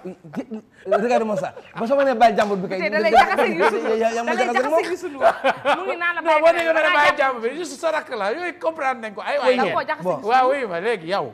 kii da lay fiñ lay xaar vraiment. waaw fiñ lay xaar Papa Thione. waaw kenn dàqu la fee wéy. kenn dàqu la fee ay textam rek say texte rek man jaral na ma yendu fenn man di jàng ci texte yi tey Papa Thione boobu li ñuy xaar ci moom au moins chaque 3 mois mu def ngan di concert yaa ngi dégg Papa Thione génnaat indil ñu ay cassette waaye Papa Thione bugg a jël sol mbubu toog ku fële naan day def interview soxlawuñu loolu yow yaa ko gisee noonu waaw bon caakati gin gi même man ay daane la dama defal sama projet la CEDEAO en cœur ok moo ma ñor fi mu ne nii ok il y a ce Sénégal rek il y a plus de 500 artistes qui ont posé leur voix dont Moom mi il a très bien chanté boo tesee xam nga c'est vrai ou c'est pas vrai waaw léegi digoon nga ma nag ne loolu maay doon président bi mosuma la wax maay doon directeur bi mosuma la wax la léegi ginnaaw man aw ma benn télévision bu ma yekkal sama projet waaw du Walfadjri du Sen TV du TFM du 2S ku ci wax di nga ci wax benn yoon wala sax nga naa ci waxantu ma ne xaaral ma créer man sama chaîne télé jël sama projet di ko fa teg di wax ci Daniel Gomes ni mu mënee way di wax ci bitey ni mu mën a way nangam. man maa ko mën a lancer sama bopp rek mu gaaw. ndax lu waay di wuyoo da koy. waaw te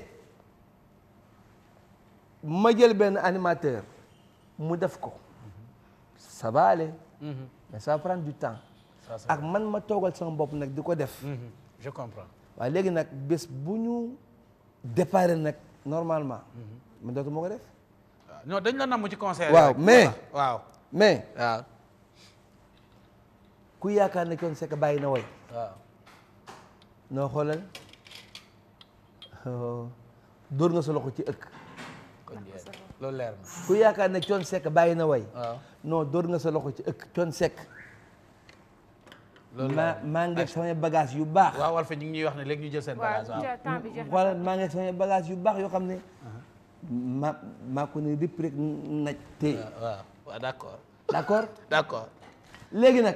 yow leen ma def ma sa taal. waaw léegi xaar ñu école la ñëwal fii ñu tëj gaaw. ñu tëj xanaa di non bul jóg daa am noo jugaale daa am lu ma bëgg nga jugaale ko. waaw xanaa di gërëm sama jeeg ji ca France rek. waaw Fatou Ndiaye madame Diop. maa ngi lay remercier bu baax a baax woo moo génn fii cadeau anniversaire la. Faa rek ñu ko xam naa ne Charles dafa kii day jëg saa ne ma tapit benn 30 secondes rek. mais li woyaan la. dañ koy tere. Daniel. dañ koy tere. ni mu def ni woyaan la. dañ koy tere. non wuyu ma mais kii sama jeeg boo bàyyi sama jabaru mag la ñëwal ci Daniel nga tëj. sama jabaru mag la woyaan la. may ma waxi wayaat nga fi wax yow yaay wax waxi wayaat.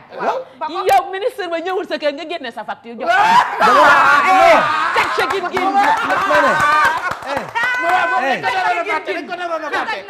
Papa Thione loolu ñu bëri mere nañ la ci. ca gin ñu bëri mere nañ la ci loolu noonu dama la koy wax. ñu bëri dañ cee mer dañ ne Papa Thione warul génnee facture am naan ko. maa ngi nii waruma fay. ba bàyyil. bu ñu waxee waxal ma wax la lu tax ñu mere la. doomu wax lu tax ma wax la. xoolal waaw. barke Seydina Muhammad. waaw. bu ñëwaatee ma génne ba. xam nga yow xam nga ñàkkoo loo fayee sa facture. ma génne yeneen facture do jox ko. loolu tax xam nga dañoo xam ne ñàkkoo loo fayee facture. non ma ne man je ne parle pas pour moi. ok même moom. waaw. le ministre Abdoulaye Diop il l'a dit. waaw xam nga fan la ko waxee. RFM nee na non j'ai compris le message de Thione Seck. j'ai compris kon merci. Il ne parlait pas pour lui. kon merci beaucoup. yow. comment.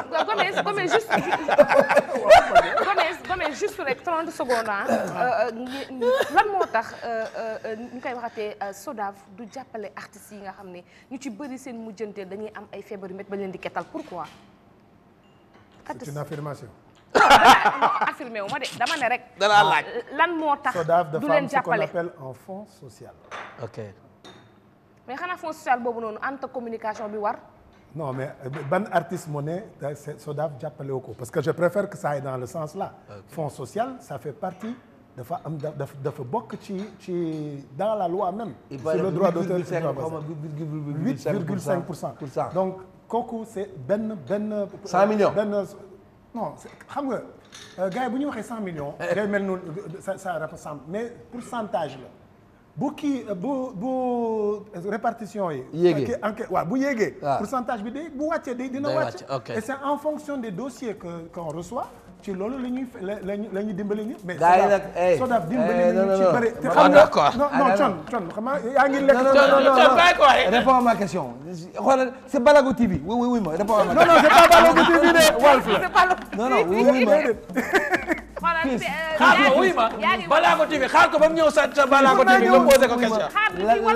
laaj ko ñaata. fii Walf TV la du Balago TV ñaata année xoolal ñu ngi récupérer les 100 millions là. non c'est pas vrai. non mais yéen ñëw non ma ne Papa Thione xaar ba invité ko. yow man sa morom la nga non parce que li ngay wax du yow yaa koy wax yaa ngi jotale xaaral ma tontu gars yi. voilà loolu mooy problème bi. comme que yaa ngi jotale rek mais du yow. kon dañuy tontu ñi nga xam ne ñoom ñi ngi wax ne ñi ngi jël seen bagage may ko mu àggale. voilà lii laa bëgg a wax c'est-à-dire que encore une fois il faut que gars yi ñëw xam naka la SODAV di doxee. ok d'accord naa ngeen am ay émission yu mel nii wax saa yi bu ma demee ci benn plateau moom waxtaan nañu si. ma ne man je veux que benn émission bu mel nii day nekk benn émission d'éclairage. gars yi am véritable émission culturelle. ñu def tey xam nañu ne aujourd'hui il y a la SODAV suba dafa am le statut de l'artiste suba dañuy bokk ci ñi nga xam ne léegi duñu liggéey ak ministre de la culture rek dinañu liggéey ak ministre du travail donc loolu baal ma rek Charles waaw loolu yëpp il faut que gars yi toog ne suñu secteur mu ngi changé kon nañu xool naka la ñuy ñëw ensemble ñu ñëw développer suñu d'accord léegi am ngeen émission culturelle bi ngay wax parce que sur scène mi ngi daw Walf tous les mercredis ñëw leen ngeen ànd ak waa sur scène génne xaale ak Balago non dinañ ci wax loolu dinañ ci wax léegi jeex na parce que yaa ngi jël seen bagage mais dama bëgg sa jën yooyu nga wax lu tax nga wéyee jën yooyu noonu coof yaboy xawma lan ak lan loo nga wax coof yaboy jarañ yaax sompat sëdd mais am na lu ko gars yi interprété de ci wéy noppal na leen waaye man ni ma ko interprété man laa waaw ñoo bokk juddoo géej waaye bokkuñu cax yow loolu loo ci jublu li nga waxatee Papa daa am ko doon wéy nga def noonu ñu may wax fajree ngi nii ca kaw ñu tëjee ko ma ne Papa Thione waaw Aby Ndour bokkul ak jikko ak Youssou Ndour très bien lii laa doon xaar Aby Ndour bokkul ak jikko ak léegi leer na ñëpp a ko doon wax Aby Ndour bokkul ak jikko ak Ndeye Seynabou Ndour moo tax nga jëlee ko ci moom maa ne coof yabay yaran yàq sompat sëdd dëngam Papa Thione doo ñu may wal fajree ngi nii ca kaw wal fajree ngi nii ca kaw